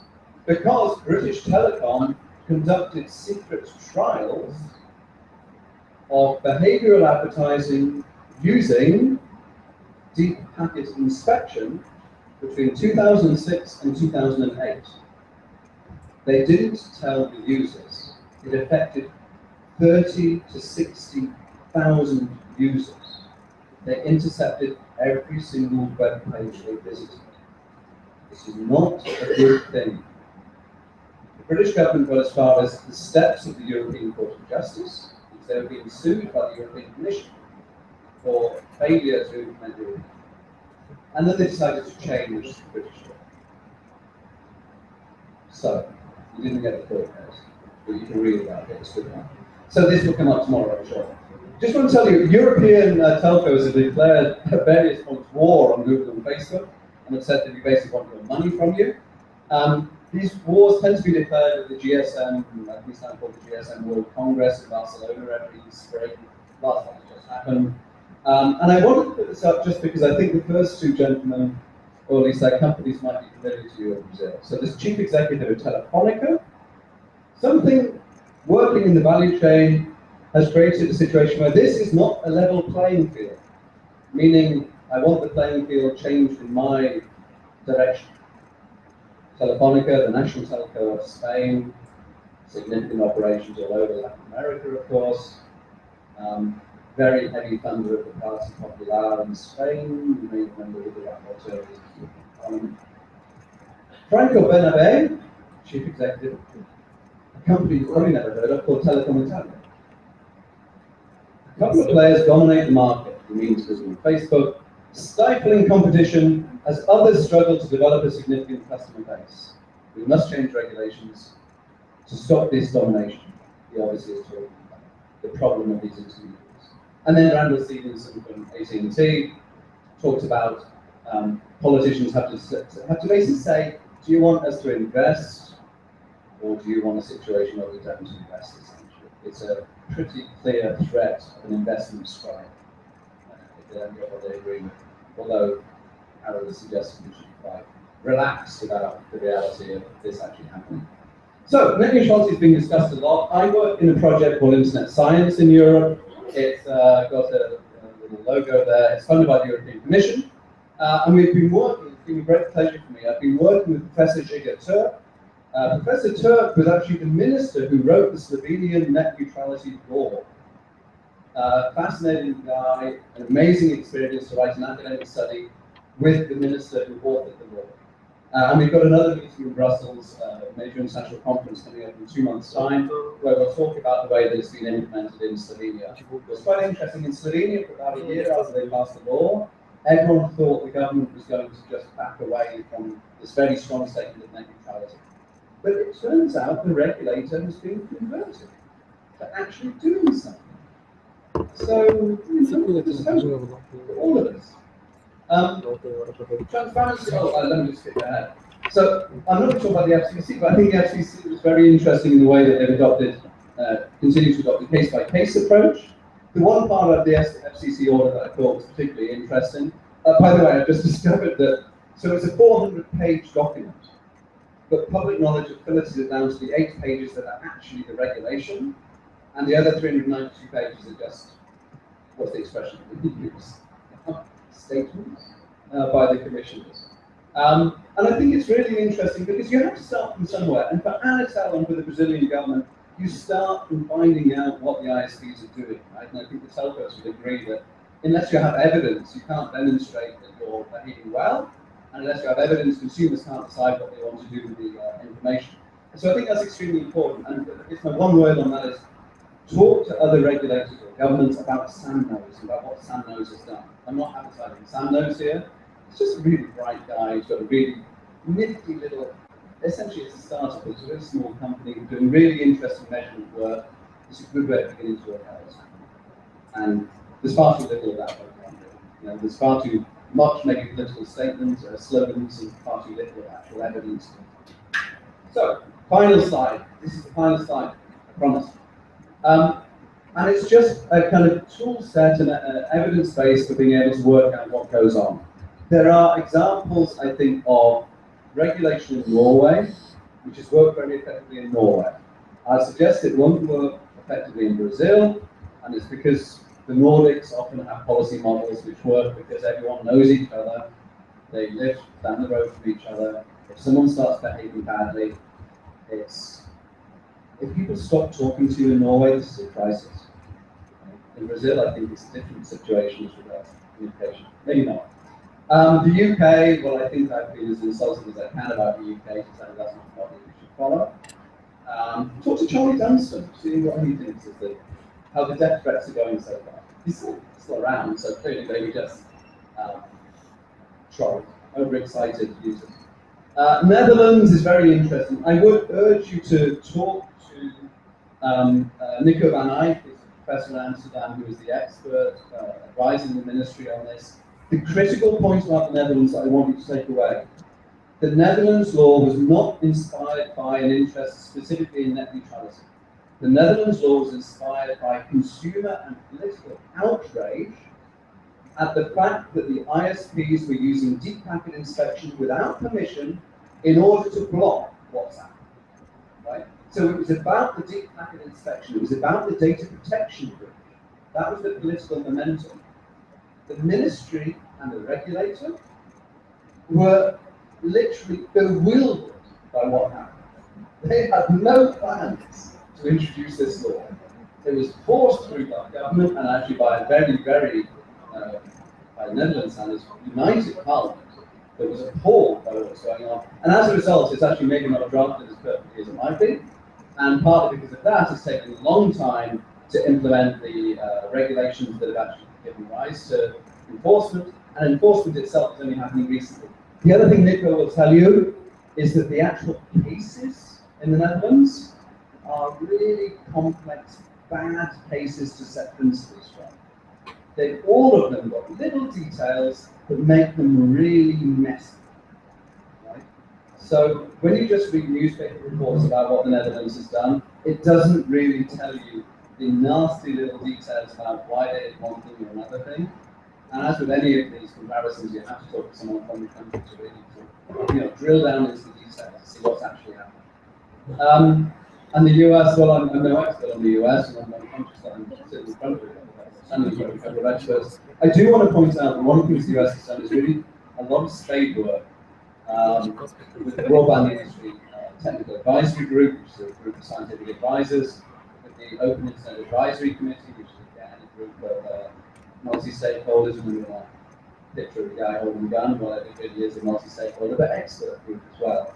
And I think it's very important when you implement these laws to make sure that you have independent technical experts verifying what the ministry and the regulator and the telcos do. Because without that, I don't think consumers, and for that matter politicians, I suppose, can have real confidence that it really is being implemented. Right? If it just goes into a dark room where the usual suspects are discussing what do we do next, like in the UK, no one's going to believe that people are acting in the interest of consumers.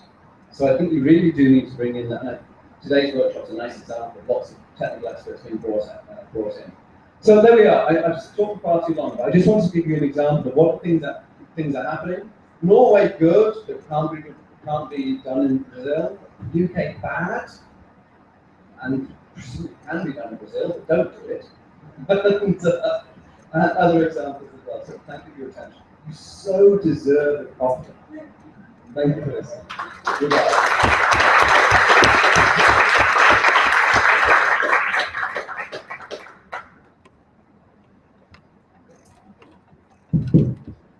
Thank you, Marzé.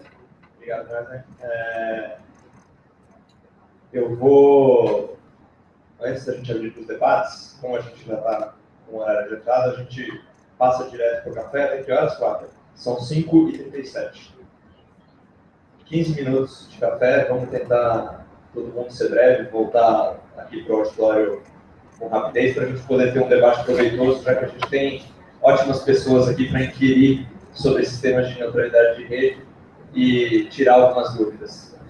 Então, 15 minutos de café, a gente volta um pouquinho depois de 10 para 6.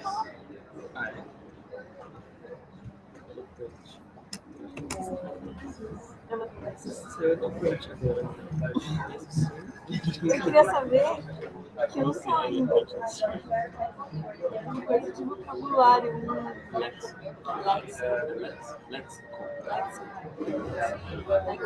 Você viu? Ele mandou um roteiro. Ele mandou um roteiro pro Parte. Quem? O...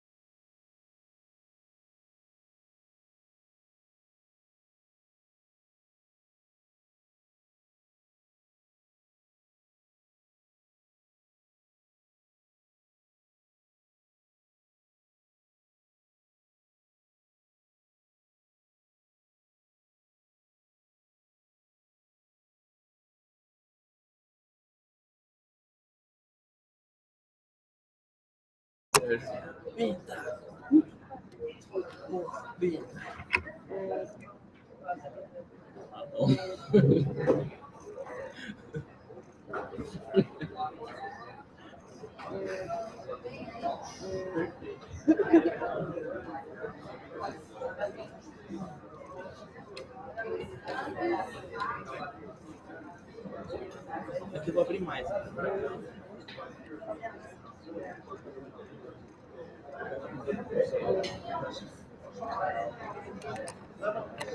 Não faz piada, Ju. Ai, não fiz açúcar. Eu pus açúcar. Então bota tudo no fundo. Ah, tem que mexer essa tristeza.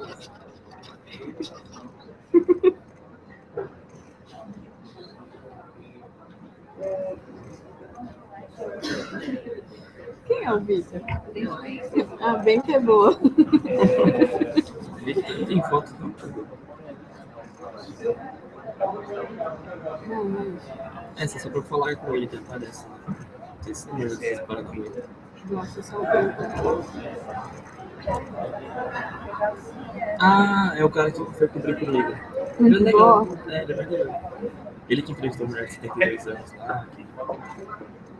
Ele começou a cobrir comigo, mas aí a Lara apareceu. Não deu pra continuar.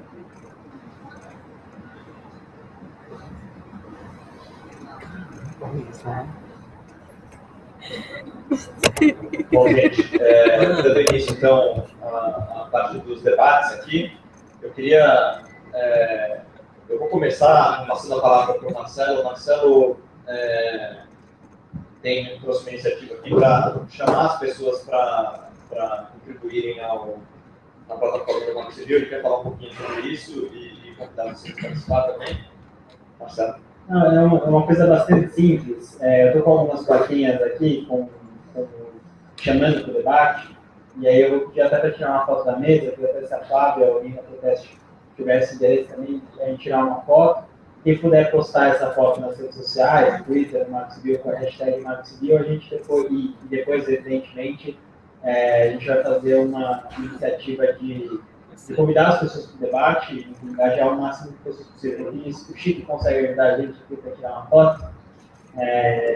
Vou passar a plaquinha aqui para quem puder. Eu ajudei demais. Eu tenho que pedir autorização, né? Se a Flávia estiver aqui, ou alguém da Proteste, que possa...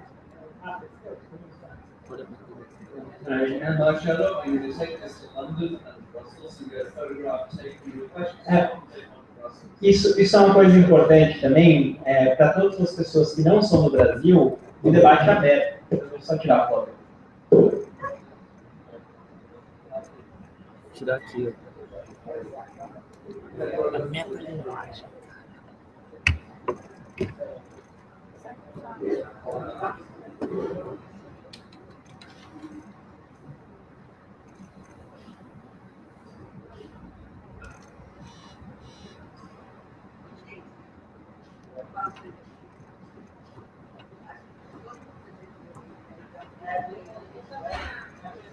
Todo mundo que quiser participar e tirar aqui, vir para frente e tirar com a gente, seria interessante. Só a plaquinha a gente vai chamar, ou depois também, né? Alguém vem, cara, acho que é 1 minuto, não tem muito prejuízo. Você tá aberto? Tá, mas deixa eu arrumar. São tímidos. Aqui é participação social, não tem timidez.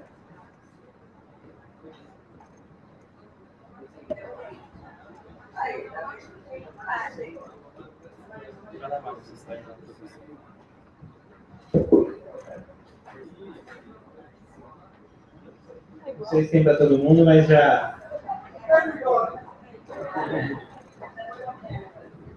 verdade.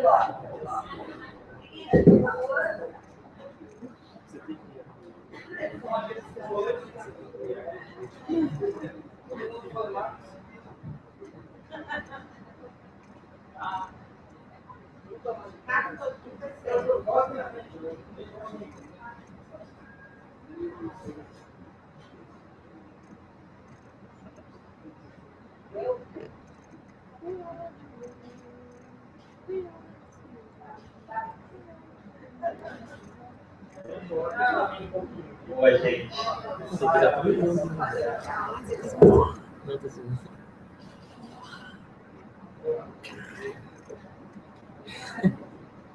Marco Civil já. E queria só fazer uma recomendação para quem não é do Brasil, se eu esperar o pessoal botar o fone de novo, convidar, a gente já teve algumas contribuições de pessoas que não são brasileiras, né, de pessoas de fora do país, e a gente incentiva que todas as pessoas, se vocês tiverem parceiros acadêmicos, empresariais, na universidade de vocês, quem quiser contribuir na plataforma, não existe qualquer restrição, muito pelo contrário. Aí até vou fazer um pedido para o Chris, mas para todos os outros participantes que palestraram, ou mesmo quem está aqui de fora, quem puder compartilhar experiência internacional nas nossas plataformas, a Marília e o Danilo provavelmente vão indicar isso também aqui para dados pessoais amanhã, mas eu não vou roubar a fala dos outros. Façam isso. Peçam para que os professores universitários, o pessoal das empresas, sociedade civil organizada, sociedade civil desorganizada, chamem a todos para participar. A gente vai considerar Hong Kong, the UK, até dia 31 de março, do Marco Civil na internet. Peço também quem puder ou quiser, se puder compartilhar nas suas redes sociais para atingir mais gente, no Twitter, Facebook, onde quer que for, para que outras pessoas tenham acesso a essa plataforma de debate. O Marco Civil vai até dia 31 de março, dados pessoais, .mj.gov.br, até dia 31 de abril. Até 30 de abril, desculpa, 31 de abril não existe, né? Quem puder compartilhar nas suas redes sociais, por favor, façam. E entrem, debatam, não precisa ser um grande expert no tema, eu gosto de privacidade, eu gosto de neutralidade, tem espaço para todo mundo debater lá, tanto no Marco Civil como dados pessoais. Estou acabando com o protocolo do nosso moderador.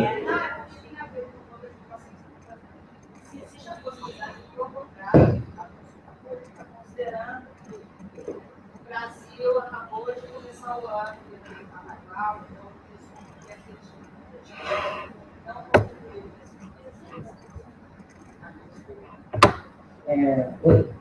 eu vou resumir. Eu só queria saber se existe a possibilidade de prorrogação dessas consultas públicas, tanto Marco Civil quanto sobre a nova lei, projeto de lei, e a quantas das contribuições, se até agora já é suficiente assim, para o Ministério ter um diagnóstico da sociedade. A priori, eu falo do Marco Civil, tá? Vou deixar ninguém Marília, Danilo, vou falar por dados pessoais, não vou. Acho que eles podem falar melhor. Do Marco Civil, a priori, não haverá prorrogação. Então, já houve uma prorrogação para mês, né? Teve prorrogação de mais um mês. Não tem prejuízo, eventualmente, de haver uma outra fase, a gente ainda não sabe. Mas a priori não haverá prorrogação. Então, faltam 15 dias. Para as contribuições. Quanto ao nível de contribuição, se está bom, nunca está bom. É sempre ruim. A gente tem já mais contribuições do debate, público sobre o Marco Civil, o número de visualizações, de page views, mas não está bom. A gente brinca que a gente está no milhar e a gente recebeu um pessoal dos Estados Unidos e receberam 4 milhões de contribuições no debate público deles. 4 milhões a gente acha fraco. Então, brincadeiras à parte, nosso objetivo é o máximo possível. Se o John Oliver quiser fazer mais uma peça sobre neutralidade de rede agora só brasileira, a gente agradece. Porque segundo os americanos, depois da peça que ele fez sobre neutralidade de rede, aumentou em mais de 1 milhão de comentários. Então ele fica à vontade, se ele quiser, a gente aceita. CQC, Pânico, quem quiser. Falou aqui, principalmente o pessoal que está fora do Brasil. O Internet Lab, semanalmente, está lançando toda sexta-feira à noite um report com o resumo das contribuições que foram enviadas para as duas plataformas durante a semana, tanto a plataforma do Marco Civil quanto a plataforma do APL de proteção de dados pessoais. E esse APL, esse report que nós estamos lançando, ele é lançado em português e em inglês. Vocês podem entrar no site internetlab.org.br. E lá você vai encontrar semanalmente e todas as semanas anteriores nossos reportes sobre a consulta pública, tanto em português quanto em inglês. Uma pergunta. Tem muita gente defendendo o zero rate? Defendendo? É. Posso, Ou as pessoas ainda não perceberam o que é? só por uma questão de ordem, a gente tinha o Alexander inscrito desde a parte da manhã, aí eu passar a palavra para ele, a gente pega já a sua pergunta e a gente pode fazer um bloco de 3, talvez, responder as 3 primeiro, aí a sua já é a primeira, a do Alexander junto agora, e mais alguém que queira fazer perguntas. Eu não estou aqui monitorando redes sociais para ver se estão enviando perguntas pela internet. Então, vou pedir ajuda para os universitários se alguém estiver fazendo isso. E depois desse bloco a gente abre para mais bloco 3. Então, boa tarde. Para aqueles que não me conhecem, meu nome é Alexander, eu trabalho no Seminário Brasil, que representa as operadoras de telecomunicações brasileiras que prestam o acesso, o serviço de acesso à internet, seja fixa, seja imóvel. Então, todas as empresas hoje que oferecem serviço, ou são representadas ou são nossos associados.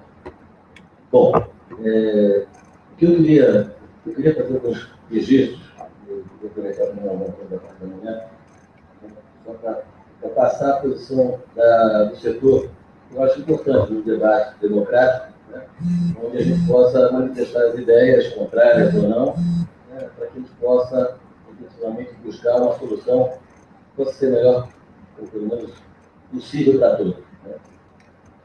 Bom, a gente entende, e a Miriam colocou muito bem de manhã e o Marcelo colocou agora à tarde, que a lei do Marco Civil, ela foi extremamente discutida. Eu não vou repetir todo o processo de quase 4 anos que levou essa discussão. E as empresas de telecomunicações defendiam um conceito de autoridade de rede diferente do que foi aprovado na lei. Mas a lei foi aprovada, né? E a gente entende que a lei está aprovada e tem que ser respeitada. Então, o Seminário Brasil tem defendido, já fez isso na consulta pública do CGI, e vai fazer isso na consulta pública do Ministério da Justiça, e parar também na da Anatel, que está para publicar uma consulta pública agora, talvez na próxima semana, reforçando a necessidade de que a regulamentação ela não deve servir como um instrumento para que se busque mudar a lei ou o espírito da lei. Certo? E o conceito de neutralidade de rede, ele está absolutamente definido na lei. O capítulo do artigo 9 está lá dizendo exatamente o que é o conceito de neutralidade de rede. O que ficou previsto na lei era trabalhar nas exceções da neutralidade de rede. A posição das operadoras brasileiras era no sentido de que a gente gostaria de ter a priorização paga, assim como o SCC proibiu lá também, aqui já estava proibido pelo Marco Civil, mas não gostaria de ter. Não tem, vamos respeitar. Agora, é claro, isso existiu em todas as discussões, várias manifestações do deputado Molon, né, em vários eventos que nós participamos em conjunto, na exposição de motivos dele, no decálogo do CGI, que serviu de base para o Marco Civil e especificamente para a neutralidade de rede, de que o conceito de neutralidade de rede é a rede tem que ser neutra, ou seja, as atividades de transmissão, comutação e roteamento, tá, elas devem ser feitas, devem ser executadas pelo responsável dessa atividade de forma isonômica. A Miriam colocou uma coisa muito interessante hoje pela parte da manhã, não sei se todos perceberam. Isonômico não quer dizer igual. Né? Isonômico quer dizer, leva a possibilidade de você ter aplicações iguais, a mesma aplicação sendo tratada da mesma forma, mas aplicações diferentes tendo tratamento diferenciado. Mas a gente não, o Seminário Brasil nem vai entrar nesse mérito nas nossas manifestações. O que a gente vai dizer é o seguinte: ora, se o governo brasileiro decidiu que os pacotes têm que ter tratamento igual nessas atividades, então nós vamos respeitar como já vimos respeitando. A neutralidade de rede já tinha sido tratada e até como a gente sempre defendeu, as próprias operadoras têm interesse na neutralidade de rede para ser estudado no mundo inteiro. Porque o meu tráfego, uma operadora brasileira, vai passar por uma operadora estrangeira, e se começar a priorizar o tráfego dela em detrimento do nosso tráfego, né, ou priorizar o tráfego de uma outra concorrente minha aqui no Brasil, quem vai ser prejudicado é essa operadora. Então, a gente sempre defendeu a neutralidade de rede com algumas modificações que não passaram. Agora, então a gente defende claramente que o Zero Rate Program, eles não têm nada a ver com neutralidade de rede. Ele defende isso, porque eles, a menos que alguma operadora faça uma coisa diferente, mas os pacotes que vêm do destino, ou vão para lá, no Facebook, certo? Eles recebem pela rede o mesmíssimo tratamento que qualquer outro pacote que trata da rede. Ou seja, atende na integralidade a intenção do legislador, está pontuada na lei, está pontuada na exposição de motivos, temos gravações disso escrito, e, inclusive, a alteração foi feita no artigo 3º, se não me engano, onde fala da liberdade dos modelos de negócio, desde que não conflitem com os outros direitos da lei. Ou seja, se um determinado modelo de negócio conflitar com a neutralidade de rede, a gente nem discute, ele está proibido. Bom, uma outra coisa que eu queria comentar com relação ao Zero Rate Program é a questão relativa às considerações que o Pedro fez. Pedro, a gente entende que é salutar e podemos discutir realmente a questão econômica. Se há caracterizadamente uma infração à ordem econômica, vamos discuti-la e vamos até eventualmente proibir o Zero Rate Program no Brasil, né? Mas não por quebra de neutralidade. Isso significa dizer, é uma distorção da lei, quase chega a ser um oportunismo, querer dizer que o Zero Rate quebra a neutralidade de rede. Ele pode ser proibido porque ele pode infringir a ordem econômica, ele pode prejudicar o desenvolvimento da internet, ele pode ter alguns malefícios, mas não a quebra da neutralidade de rede. Bom, mas a ordem econômica não está no Marco Civil, certo? Não faz parte da regulamentação do Marco Civil. Isso tem que ser tratado, né, pela academia, com o CAD, com outras entidades. Vamos discutir de forma ampla, né, um debate democrático, vamos discutir essa questão. O que é bom, o que não é bom. Acho apenas que, quando você mencionou, Pedro, que a maioria está apoiando o Zero Rate, eu não compartilho dessa posição. A gente já viu várias manifestações de pessoas que atuam no CGI, o próprio Degen já falou, outras pessoas do IPR já se manifestaram, a gente já viu gente da academia se manifestar favorável ao Zero Rate, não favorável do ponto de vista de que deve ser implementado, mas que não quebra a neutralidade de rede, que não tem nada a ver com a neutralidade de rede, que é a questão da regulamentação. Um outro ponto que eu queria comentar é com relação à questão do parágrafo 3º da lei. Né? O Sérgio Amadeu comentou hoje, eu peguei o finalzinho da apresentação dele, ele comentou falou do DDoS como um exemplo, né, para situações de exceção da neutralidade de rede. Bom, a gente entende que as exceções elas não podem ser particularizadas. Se você começa a particularizar um caso ou outro, você vai esquecer de outro, vai surgir um terceiro, como é que você vai fazer? Vai mudar o decreto? Não pode ser particularizado. Né? Então, o que a gente entende é o seguinte: todas as ações que vierem a ser tomadas por exemplo, garantir a segurança e a estabilidade da rede, que inclusive é um princípio que está lá no Marco Civil, né? Então, se for tomada com esse princípio, ela não conflita ela entra no rol das exceções, sem particularizar, porque existem, por exemplo, se você tiver uma quebra de um anel duplo, uma dupla quebra de um anel óptico na rede, né? Um anel importante dentro da rede. Ora, com certeza isso vai levar a coisa de descartar o pacote. As operadoras, na sua gestão, quando a rede cai, derruba a rede toda, prejudica milhões de usuários. Então, a questão é a seguinte: os serviços especializados, a gente entende também que podem ser discutidos na questão da excepcionalidade, baseada até no que a Lídia colocou hoje de manhã. Né? Os serviços especializados, eles exigem características diferenciadas, e dessa forma eles poderiam ter um tratamento diferenciado, porque eles caem dentro daquilo que fala a lei, que é características indispensáveis ao funcionamento da pisciria. Senão a gente corre o risco de não ter no Brasil determinadas aplicações aqui, inclusive determinadas aplicações futuras. Bom, então a gente está apoiando a discussão e aí a gente viu diversas contribuições, também estamos fazendo as nossas contribuições com relação a como caracterizar os serviços especializados e como caracterizar a questão relativa às gestões de rede feitas pelas operadoras. Vou avançar aqui rápido, para estender demais. Eu queria só falar também uma coisa que a Adriana mencionou hoje de manhã, com relação às franquias. A gente também está disposto a discutir a questão das franquias. Eu acho, particularmente, que as franquias hoje ainda são pequenas, certo?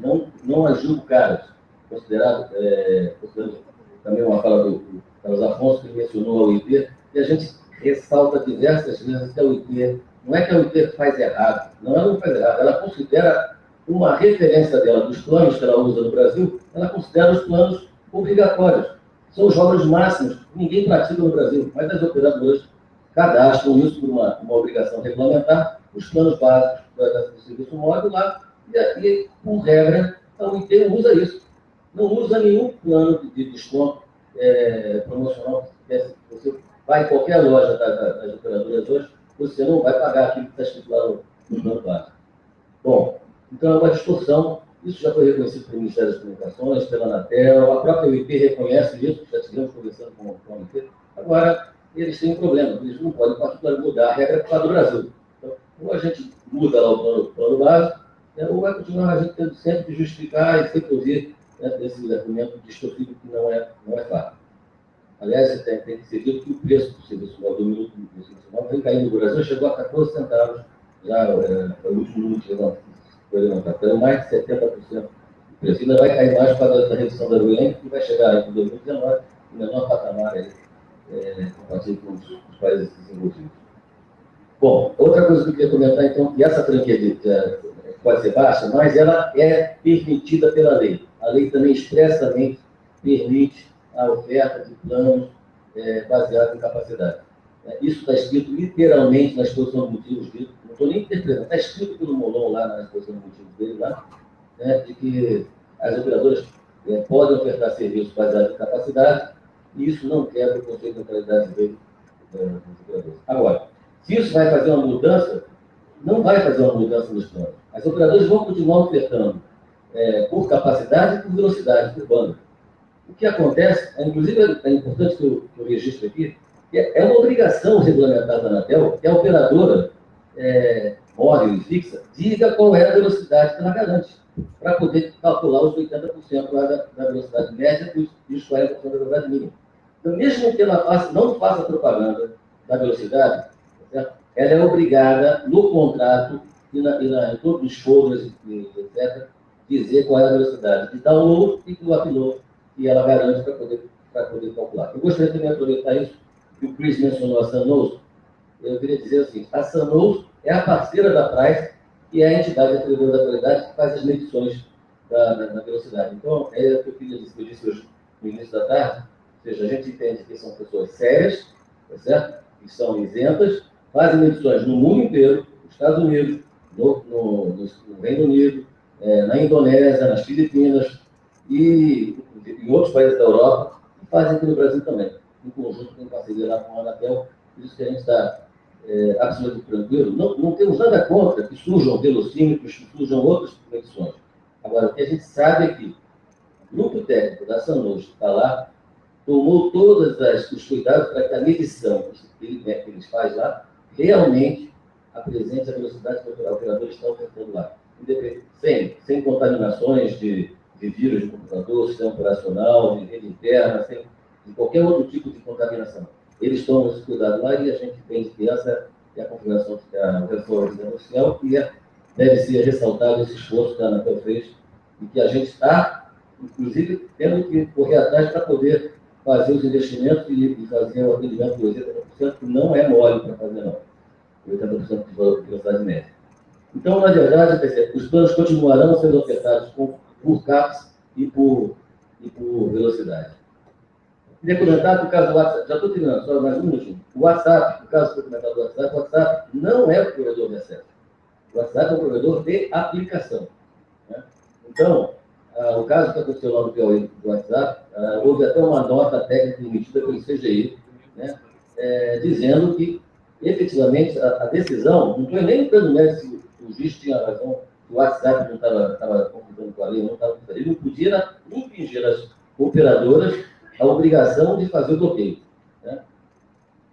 Lamentavelmente, o que pode acontecer é que um determinado provedor do serviço de aplicação pode nem existir no Brasil, como foi comentado hoje de manhã. Se ele não existir, como é que ele vai ser atuado? Como é que a gente pode interromper o serviço dele aqui? Bom, as operadoras podem fazê-lo. Mas não é só a operadora que pode fazer. Né? Os que atuam hoje nos servidores de DNS, né, que têm a responsabilidade de manter esses servidores, podem fazer também o bloqueio desse coisa. E, basicamente, queria também terminar para dizer que CDNs, redes corporativas, nada disso também faz parte da discussão do conceito de neutralidade de rede. Né? Hoje a gente tem a Akamai, por exemplo, que tem mais de milhares de servidores no mundo inteiro, né, trabalhando com esse Content Delivery Network, né, e não tem nada a ver com relação à questão do conceito de neutralidade de rede, assim como também a criação de redes corporativas, que também não tem nada a ver com a internet pública em si. Certo? Então, são essas considerações que eu queria fazer. As demais eu faço com outra oportunidade. Obrigado, gente. Desculpe ter me alongado. Temos mais duas questões, pelo menos. Tem mais alguém interessado em fazer perguntas? Minha proposta aqui, como o Alexandre trouxe bastantes colocações, o Pedro já quer reagir a algumas. Não sei se o Chris também quer apresentar algumas considerações. Então, já passar aqui para falar para o pessoal da mesa e depois a gente pega mais um bloco com a Flávia e o Francisco. E agradecer as contribuições, né, da parte do Alexandre, e acho que talvez tentar, num frame aqui, sistematizar sobre esse ponto do zero rating especificamente. Existe uma discussão que é a seguinte: a prática do zero rating implica discriminação de pacotes ou não? Essa é a pergunta que, em última análise, precisa ser respondida para a gente analisar se infringe o artigo 9º ou não. E aí eu acho que acrescentar essa pergunta, se puder resumir em uma frase, se existe uma resposta única, talvez não exista uma resposta única, para as pessoas. Alexandre, primeiro de tudo, queria agradecer muito a sua contribuição. Assim, fica realmente a dica para futuras conversas, bate-papos que a gente está tendo aqui, e deve ter mais para debates desse tipo nos próximos meses aí sobre o assunto, que mais representantes tenham aqui nessa mesa também, falem também, a gente quer muito ouvir são posições fortes, acho que faz todo sentido aí ter mais participação de vocês aqui nesse debate. Eu me considero realmente uma posição acadêmica, eu fiquei 3 anos estudando isso daí de uma forma independente, sem nenhuma relação com nenhum stakeholder disso daí, e eu acho que eu tenho tranquilidade para falar com as coisas que eu concordo, as coisas que eu discordo aí sobre ele. Vou começar pelo que eu faço, né? Eu concordo com o que você falou, tá? Então, vamos lá, algumas coisas que você falou aí, eu concordo 100%, tá? E muita tranquilidade, vou até ser objetivo, não tomar muito tempo, mas concordo plenamente. Sem dúvida nenhuma, CDN, rede corporativa, está fora da neutralidade da rede. Esse assunto, escrevi muito na minha dissertação sobre isso, tem que estar fora mesmo. Isso não faz parte da internet pública. Neutralidade da rede é sobre internet pública, não tem nada a ver com redes corporativas, não tem nada a ver com intranets, não tem nada a ver com extranets, e também não tem nada a ver com CDN. CDN está na camada de conteúdo, não tem camada lógica, infraestrutura, acho que é uma coisa totalmente separada. Tá? Serviços especializados eu colocaria na mesma linha, tá? Desde que tivessem a estrutura, pode ser IP, obviamente, mas tem que ser uma estrutura separada da internet pública para poder ser, de fato, um serviço especializado, como o IPTV, por exemplo, um web dedicado. Acho que a gente tem a mesma opinião em relação a isso. Outra coisa que você citou, agora entrando no zero rating, concordo sim. Antes do zero rating, você também falou das decisões de segurança, tem exatamente a mesma opinião, é um exercício homérico e um exercício insuficiente, não vai levar em lugar nenhum a gente ficar exemplificando na legislação todas as exceções a requisitos técnicos e todas as exceções à segurança. Até porque se a gente fizer isso, ano que vem está caduco, porque ano que vem é outra internet. Neutralidade da rede, isso eu falo é o último parágrafo da minha dissertação, e eu repito isso, neutralidade da rede não é o princípio fundamental da internet. O único princípio fundamental da internet é a mudança. A internet vai mudar ano que vem. Ano que vem, talvez minha dissertação não valha mais nada. Talvez tudo que a gente está discutindo aqui não vale mais nada. Seja uma nova tecnologia que vai mudar tudo. Tá? Então, a gente tem que ter muito claro isso daí. Legislação precisa ser flexível, materialmente flexível e formalmente rígida, para a gente conseguir ter um procedimento democrático de apuração de infrações, e a gente ter materialidade flexível para poder receber rapidamente a dinâmica da internet.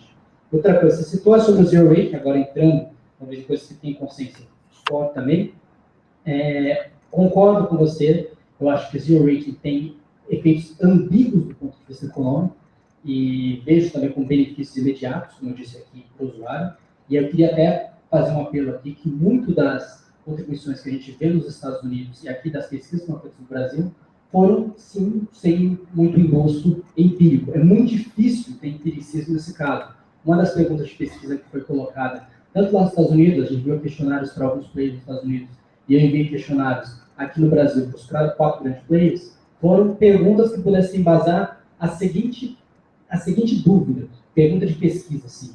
Será que os usuários, eles preferem ter o zero rating, ou seja, ter o acesso gratuito à sua aplicação favorita, sua aplicação de interesse, ou eles preferem ter mais banda gratuita para poder acessar seus conteúdos de interesse? De verdade, se a gente ficar falando dessa coisa aqui no campo teórico, ninguém vai chegar na mesma conclusão. Tá? A gente precisa de dados, a gente precisa de empiricidade para responder essa pergunta, que é uma pergunta muito relevante se a gente quer trazer essa discussão para o debate público. Sobre coisas que talvez eu discordo, tenho uma opinião diferente. Tá? Acho que quando a interpretação do artigo 9 temos divergências, eu vejo de uma forma diversa, tá? Eu acho que sim, o zero rating estaria lá, então poderia estar incluído. Não acho que é um exercício que vai se esgotar com o decreto, até porque vivemos num país que tem um regime constitucional em que, com todo respeito, não interpreta nada, quem interpreta é o juiz que vai interpretar, uma regra, tá? O decreto ele pode clarificar, ele pode colocar coisas, mas temos o princípio da legalidade, que a interpretação final, a interpretação legítima é do judiciário, mas acho que vale a pena a gente engajar mais com esse debate na academia sobre visões de hermenêutica específicas. Entrando numa frase do Molon, acho que, na verdade, uma grande dúvida sobre o artigo 9 não é nem sobre discriminação, porque eu realmente acho que nos dois casos... Puxa, foi mal, cara. Mas, voltando aqui, acho que a grande dúvida é a seguinte, a meu ver, tá? Eu acho que tem discriminação, sim, no zero rating, eu acho que tem discriminação em todos os casos. A minha dúvida é, o artigo 9, ele está limitando a práticas que têm a ver com tráfego de dados, ou seja, uma discriminação unicamente na rede, ou ele abrange também práticas comerciais. Eu acho que essa é a grande dúvida. Tá? Eu acho que esse é o grande debate sobre isso. E, por último, para complementar, poxa, bacana que vocês têm várias manifestações aí contrárias, digamos, favoráveis ao zero rating, e só para colocar, Nova Internet Lab, eu pessoalmente estou preparando um artigo que vai ser lançado só no futuro, porque é um artigo que vai compilar todo o debate dos decretos, no que se refere à neutralidade da rede, debate com consultas públicas e tudo mais, e vai ser publicado uma vez que seja publicado o decreto, não sabe-se quando, o Marcelo vai dizer aí depois. Mas o mapeamento que nós temos hoje, e é um mapeamento empírico, tá? Levantando várias contribuições que são publicadas, busca de palavras-chave direto no Google, semanalmente, etc., mostra que em mais de 60 a 70 opiniões publicadas em imprensa, hoje, que a gente considera válidas, a gente tem menos de 10%, tá? Favoráveis ao zero rating. De novo, é empírico, tá? Não estou ocupando uma posição, só falando no levantamento de dados que foram feitos. Adoraria, de repente, bater os dados para ver se está tudo certo.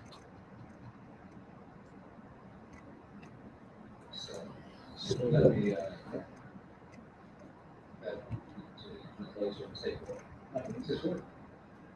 take away the feedback mechanism. First of all, yeah, I'm very, very grateful to Alexander for the information, really very helpful.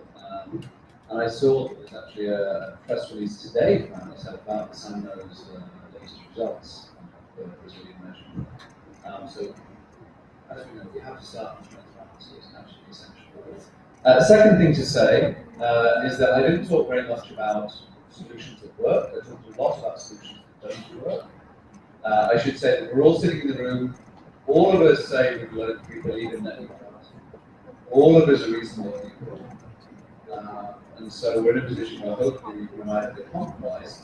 But to achieve the implementation of this is very, very difficult. And we do this, to paraphrase something else, not because it is easy, but because it is difficult. This is the moonshot of telecom regulations, if I can put it that way. No, really, it's incredibly hard. We all know that because of the fact we're dealing with a moving target.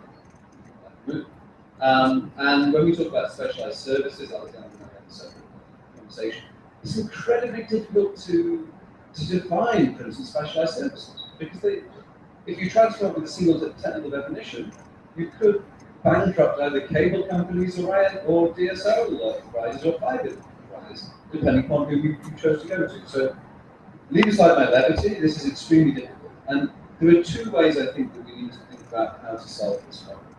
The first, the title of the book is Towards a Co-Regulation Solution. And it's because this cannot be done by government issuing equipment. And it cannot be done by regulators issuing top-down instructions. That's a way to basically to break the internet, to adopt a Kardashian approach. But more to the point, the only way it's done is by cooperation between companies and consumers and government. That's the only way it can be done. And I should say, an incredibly specific role has to be played by technical experts. Unless there are trusted intermediaries who can confirm that everyone is paying fair, I don't think that people chanting multi-stakeholderism is going to be the solution. So I think that's extremely important. And I just want to make one comment because Marcelo asked me a really good question. When the first book came out, I was asked by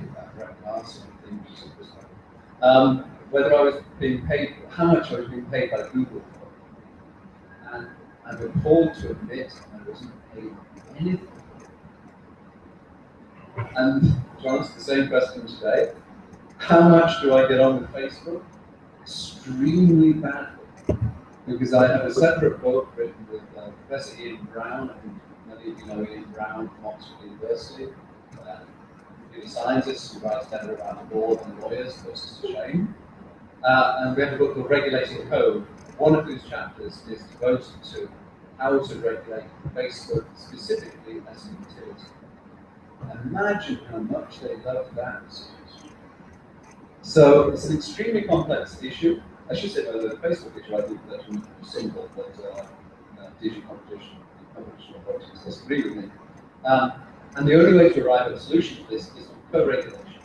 Not by copying somebody else's model, not by having a top-down solution, not by the bogus self-regulation of Ofcom. By the way, I did email Ofcom before my presentation, just to inform them about what I was about to say, because I think we should always write communication. It has to be co-regulation, and that is a long learning process. Só fazendo isso, a primeira brincadeira com o Facebook foi que o professor lá me deu um cartão do Facebook, eu acho que entendeu de alguém.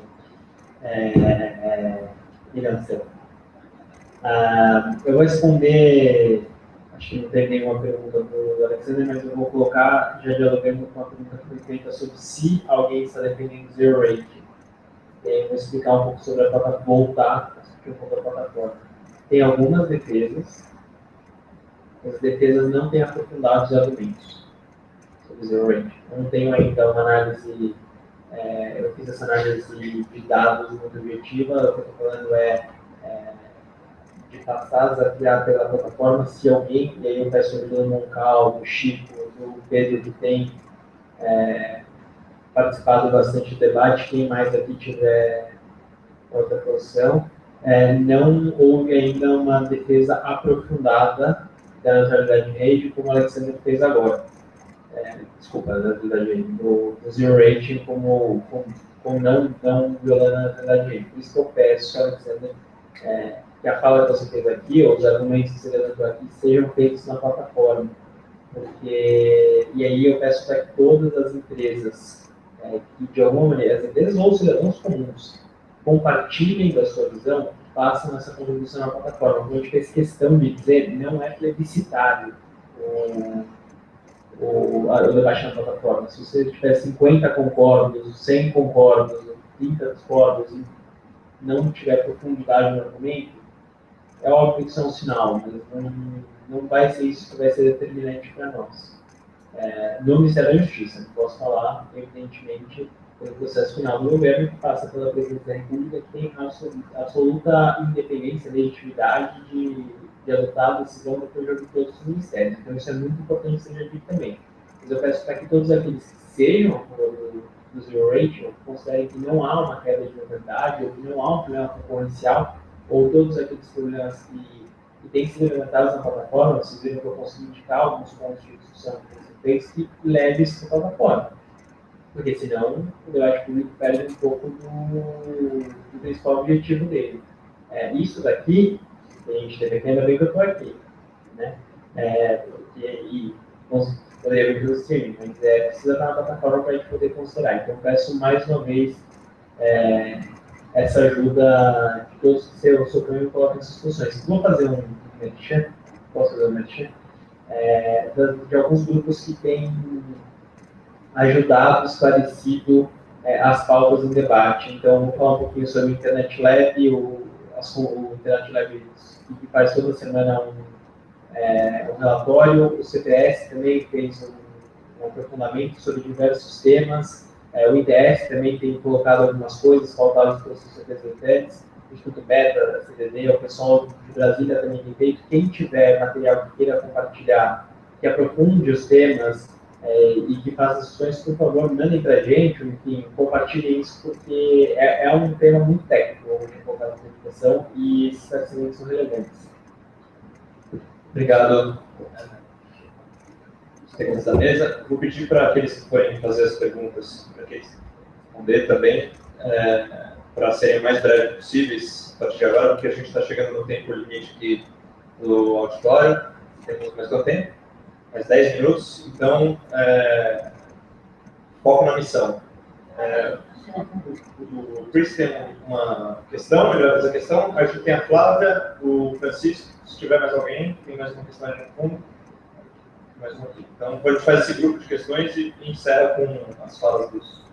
So this is a genuine question. It's extremely difficult, in my knowledge, to find out what the contracts are, what the contractual terms are of zero-rated content. In other words, the split of revenues between the telco and the content provider. The split of revenue between the telco and the content provider, if there is any. And I think it would be a very interesting exercise of transparency, although you'll be told that it's a commercial secret, to actually be able to find out. There may be some kind of form of anonymized information sharing that can be done, and I think that would be fascinating not only for Brazil but for the rest of the world as well, because it's a topic where there's a huge amount of heat and not very much light, and it would be really interesting to find out who gets what, which is the only important question in regulation, right? Who gets what? And so I'd be really interested to see the results.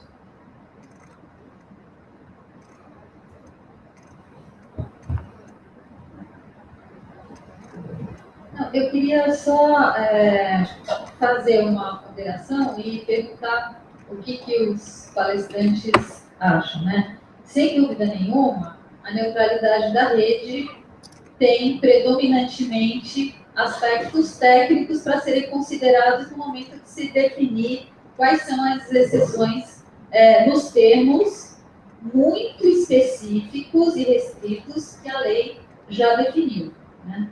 Só que eu quero lembrar também que a lei fala o seguinte, que na hipótese de discriminação ou degradação, outros elementos que não são de natureza técnica, mas são de natureza jurídica, devem ser considerados. Quais são esses elementos? Vou dar alguns aqui.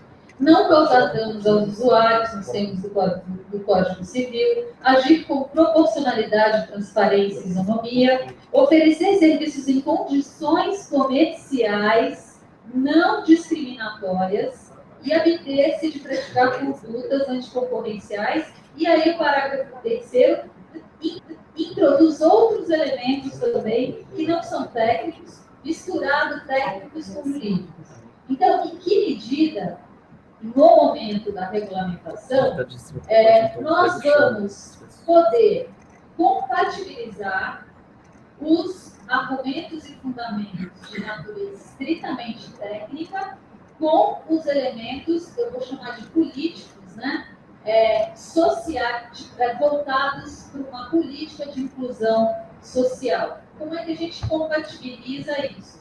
E só uma observação com relação ao que disse o Alexander, eu queria dizer que nós também eu sou do grupo do Comitê Gestor da Internet que está trabalhando a questão da neutralidade, e nós também entendemos que o Zero Rating, ele de maneira nenhuma se encaixa em nenhuma daquelas exceções.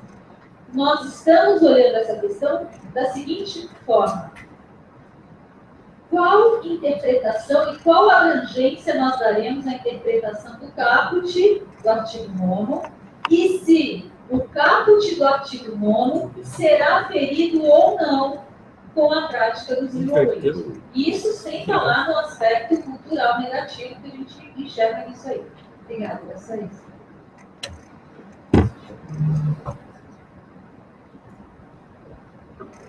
Bom, boa tarde, meu nome é Francisco, sou diretor do Internet Live.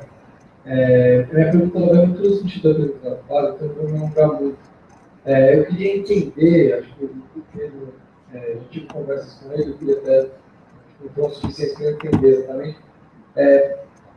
Quando você diz que, quando se diz comercialmente, ou alguém diz, você está dizendo que comercialmente se pode fazer isso, isso não feria a liberdade de rede, qual é a argumentação jurídica para dar essa volta, se existe essa argumentação e em que ela está fundada, porque eu lembro que você me explicou já quais são as interpretações possíveis, tal, acho que seria legal colocar, e como é que você separa ou não separa o que é comercial do que é técnico. Dá para separar? Não dá para separar? O quão distante as coisas estão, quão próximas as coisas estão. E também eu queria pedir para o Luiz, como estava como moderador, mas eu considero que a FGV Rio fez uma contribuição relevante no sentido do CGI, falou sobre Zero Rate, e acho que valeria a pena, pelo menos, explicar os argumentos principais que vocês colocaram, porque eu acho que foi uma contribuição robusta e que também merece ser considerada como relevante. Obrigado.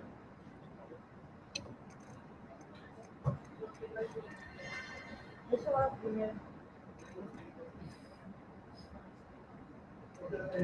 De terror. Imagine que alguém que defenda o zero rating faça uma propaganda em que passa na televisão, dizendo assim: esse povo aí não quer dar internet de graça para vocês. Porque é isso que vai passar para as pessoas. Muito pouca gente está entrando na plataforma para colaborar. Se tiver alguém que esteja interessado em ter esse zero rating, você acha que é impossível que aconteça alguma coisa assim? E sabe o que vai acontecer? Vai acabar com as plataformas de participação do governo. Não é um exercício de terror?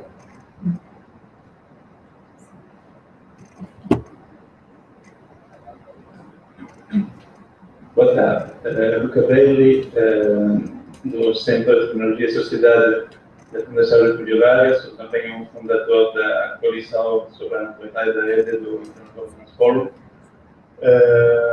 Tive um comentário sobre a Zero Rating, e sobre se o Zero Rating é uma prática de discriminação ou não. Eu acho que é muito importante de considerar o que os reguladores dos outros estados já tomaram como decisão sobre a Zero Rating. No Chile, no ano passado, em maio, a Subter disse que o Zero Rating é uma prática de discriminação. Em janeiro, na Holanda, o relator do mercado e da proteção dos consumidores disse que o Zero Rating é uma discriminação. Na Eslovênia, o relator disse que o Zero Rating é uma discriminação. Então, o problema é que quando o data cap é atingido, ou a aplicação que é Zero Rating pode ser usada, todo o resto não pode ser usado, ou seja, é blocado ou é garantido. Há duas opções. pode ser que todos os reguladores que já analisaram o zero rating não percebem nada do que é a neutralidade da discriminação, ou pode ser que é discriminação. Obrigado.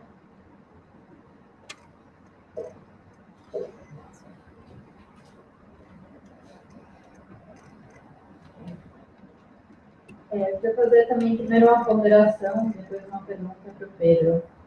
Uma ponderação é que seria legal que quando a gente fala disso, acho que ninguém é contra per se zero rating, nem a favor, né? Então é só uma questão de ver se ele cabe ou não sob a luz do que já foi aprovado na lei. A pergunta para o Pedro, que estudou a fundo esse tema, é o seguinte: vários grupos que estavam defendendo, falando sobre as exceções na época do debate do Marco Civil, inclusive o Sindicato Brasil tem um documento falando que os serviços de 0800 e outros não poderiam ocorrer se o Marco Civil fosse aprovado daquela forma. Eu queria saber se algo mudou ao longo do debate, na letra da lei, para que atualmente o posicionamento tenha mudado.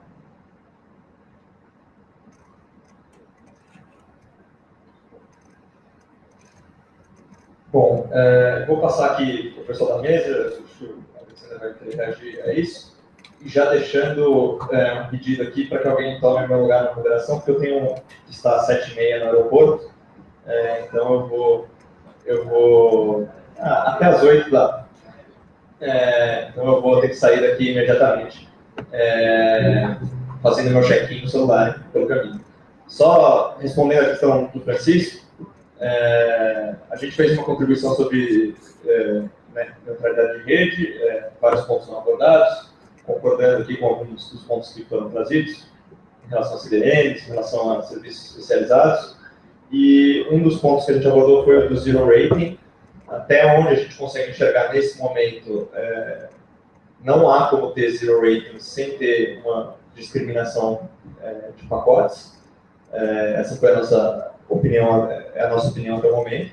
É difícil enxergar de outra forma. A gente entende que existe um argumento que fala não há discriminação de pacotes, não, existe uma prática comercial, mas a gente ainda não conseguiu enxergar como é que essa prática comercial pode ser implementada na prática sem você, no limite, chegar e permitir, por exemplo, que o sujeito que tem um serviço que tem o zero rating possa ser acessado, ou seja, discriminação por conta do serviço, e o pacote manda para acessar um outro serviço que não tem zero rating, não possa ser acessado. Então, em alguma medida, a rede vai ter que dizer: o subscriber, o assinante tal, ele pode acessar, ele pode mandar trocar esse tipo de pacotes com esse serviço e não pode trocar esse tipo de pacotes com esse outro serviço.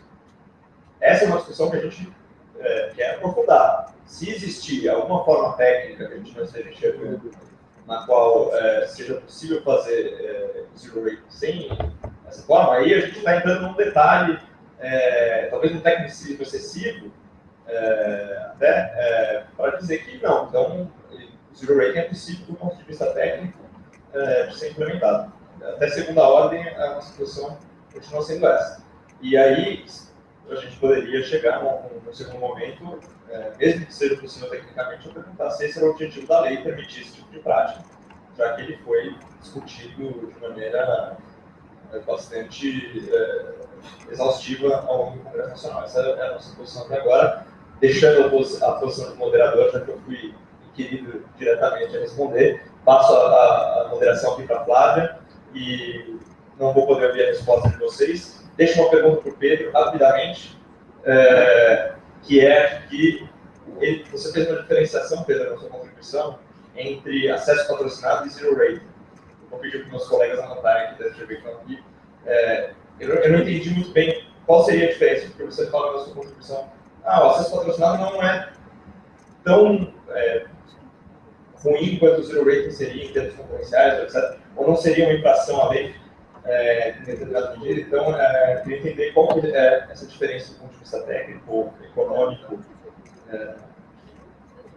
Luiz, queria agradecer muito a você, sua disponibilidade, sua da mesa. Super obrigada mesmo. Bom, quem da mesa responde agora? Eu acho que eu tenho várias perguntas aqui. Mas, gente, vamos tentar organizar aqui, tá? Então, primeira pergunta é do Chris, tá? Sobre termos contratuais. Eu vou passar uma visão do que foi minha pesquisa no passado. Fizemos essa pergunta sobre quais são os termos contratuais e se há algum tipo de revenue share envolvido. Essa pergunta foi enviada para 4 provedores de conteúdo brasileiros de rate, foi enviada para 4 provedores de acesso brasileiros, também foi enviada para 2 provedores de acesso americanos. O único ator que respondeu isso foi a Wikimedia Foundation, falou que não havia nenhum tipo de revenue share agreement, onde a Wikimedia Foundation faz o zero rating, tá? Agora, os outros não responderam. Eu tenho informações off the record, só que não seria responsável do cartão daqui para todo mundo, nem é responsável da minha parte da academia passar isso, tá? Em relação à pergunta da Flávia, está aqui agora. Relação à pergunta da Flávia, sobre o parágrafo 2º.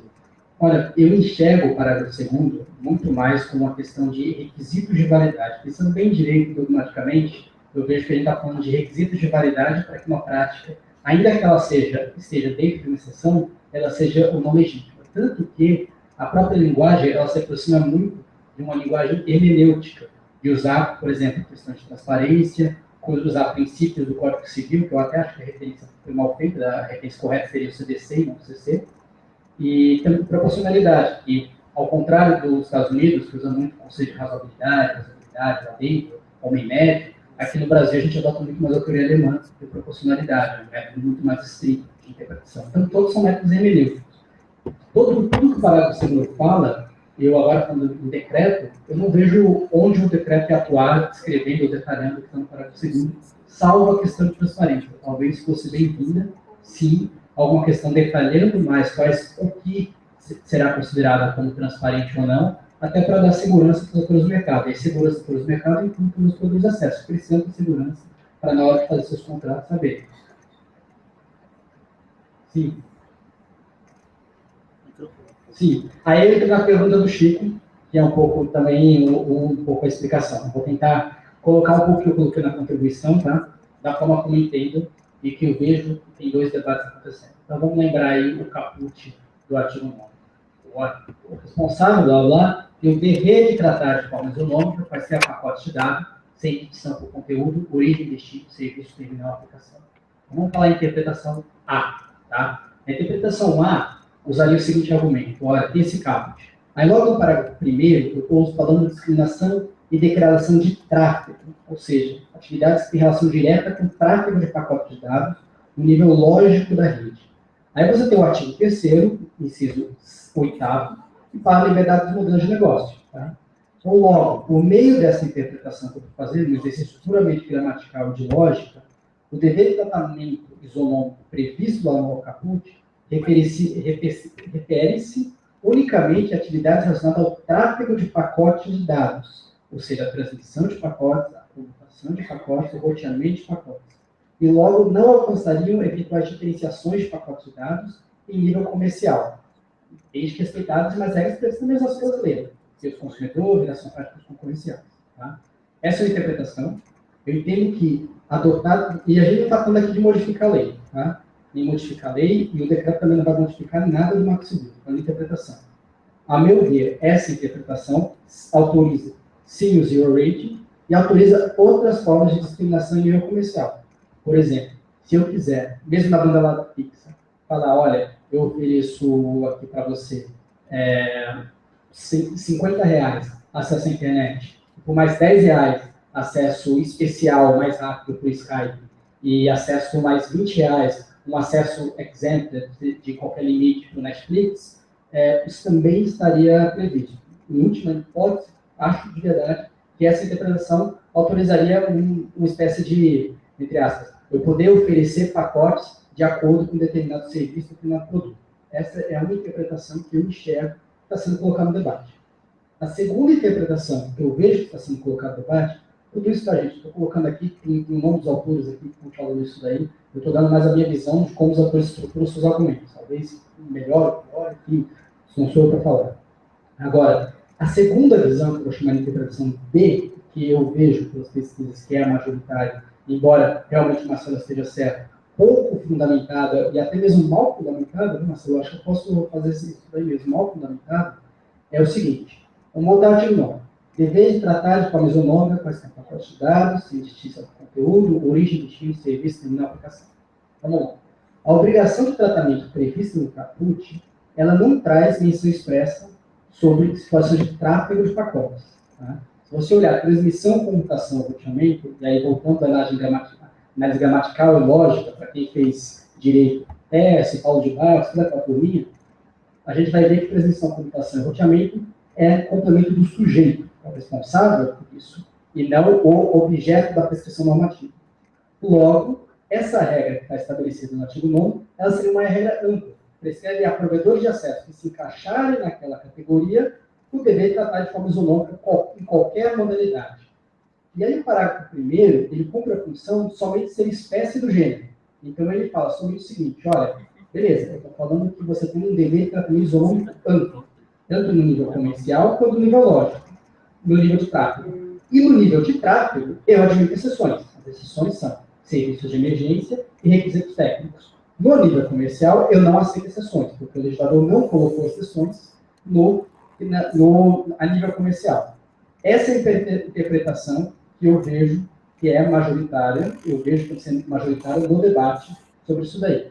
Acho que tem outros argumentos, quem quiser aí minha contribuição lá no site, o próprio site do Marco Civil já está lá aplicado. Acho que eu detalho muito mais os pontos da segunda interpretação em nível, tanto nível gramatical, porque eu acho que toda interpretação jurídica não tem que ser só gramatical, tem que ser nível de coerência, nível de justiça social, nível principiológico. Então a gente vai falar com o nível o que realmente a lei, a interpretação de texto da lei fala, o que o contexto social em que a lei está inserida e a formação da lei, a ratio legis está envolvida, ela se formou, e também o nível axiológico, de ponderação entre princípios. Qual é a minha visão sobre isso? Se a gente olhar no nível gramatical, eu acho que há argumentos dos dois lados para defender isso. Se a gente olhar no nível sociológico, principalmente de construção da lei, eu vejo que tem alguns pronunciamentos e questões que estão mapeadas nas contribuições públicas, que talvez o zero rating ou práticas semelhantes à discriminação comercial já estivessem previstas lá atrás. Então já não se admitia de discriminação comercial. No nível axiológico, eu acho um absurdo a gente ficar tentando ver isso daí no âmbito abstrato. A gente precisa pegar um caso e ver. O meu caso é o zero rating, tá? Que é o caso que a gente coloca na contribuição. Minha visão, novamente, bastante enfatizando, minha visão é que uma ponderação de princípio mostraria que o zero rating está assim incluído dentro do artigo 9, por uma questão de não abrir a porteira para outras práticas comerciais, porque é uma interpretação, não fica quando operar a lei, tá? A interpretação poderia abrir a porteira para outras interpretações que seriam realmente fugiriam muito do aspecto. Tá, então, fechando esse ponto. Falta responder aqui a Natália e o Moncal, que são perguntas muito parecidas, na verdade, né? Os dois falam sobre o 0800 e sobre a questão de como fazer a diferença entre acesso patrocinado e o que seria o zero rating mesmo, tá? A forma como eu vejo aí, eu coloquei na contribuição.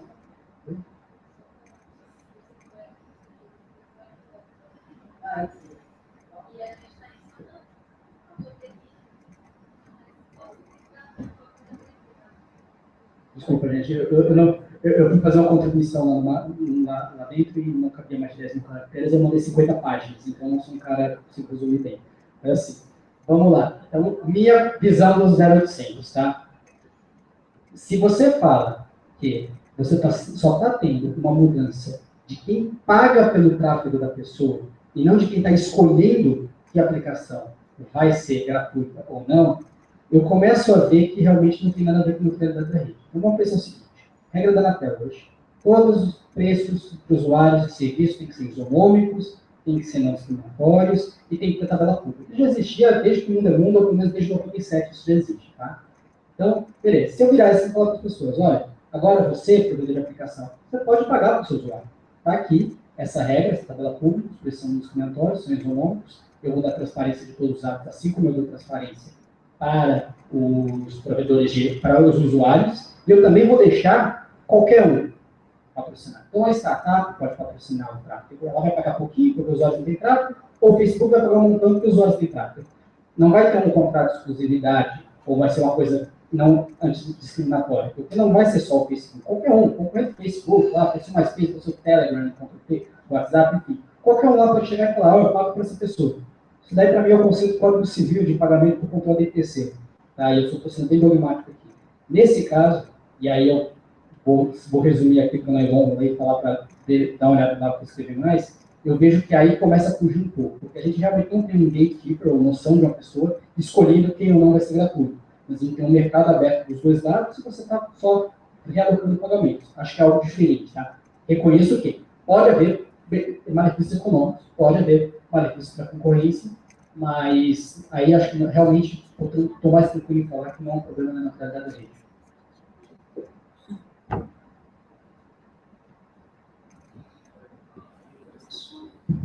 Because we're hungry and the idiot Englishman is speaking in English again. And it's just to answer Flavia's question, which also came from Francisco as well. How do you separate the political, the economic, the technical, and the legal in these issues? You can't. That's why regulators hate it. It's a point that Scott made in both of his European Parliament reports. It's a point that BEREC made when they said we are actually not competent to deal with the freedom of expression law, data protection issues in here. This is why it's so incredibly complicated. My answer is at least to research with, but in my case, I'm lazy and I actually write with computer scientists, network engineers, political scientists, and economists, because I'm just a limited lawyer.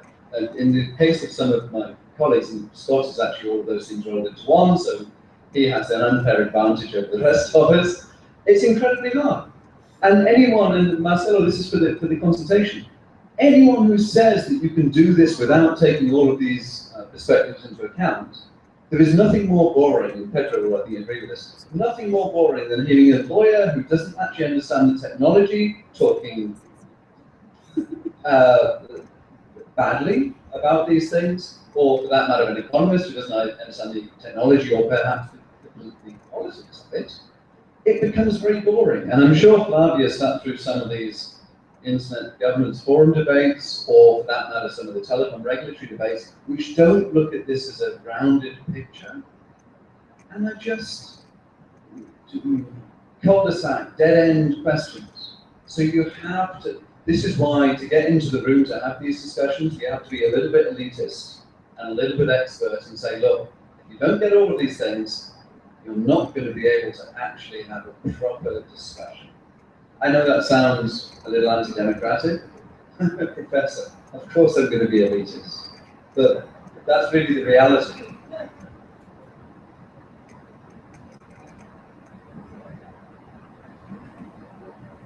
Bom, então, muitíssimo obrigada ao Chris, ao Marcelo, ao Pedro, ao Concal que estava aqui, ao Sérgio Amadeu, que foi também. Agradeço a vocês muitíssimo, espero todos amanhã, porque a gente tem novos assuntos e novos desafios. Muito obrigada, boa noite a todos e até amanhã.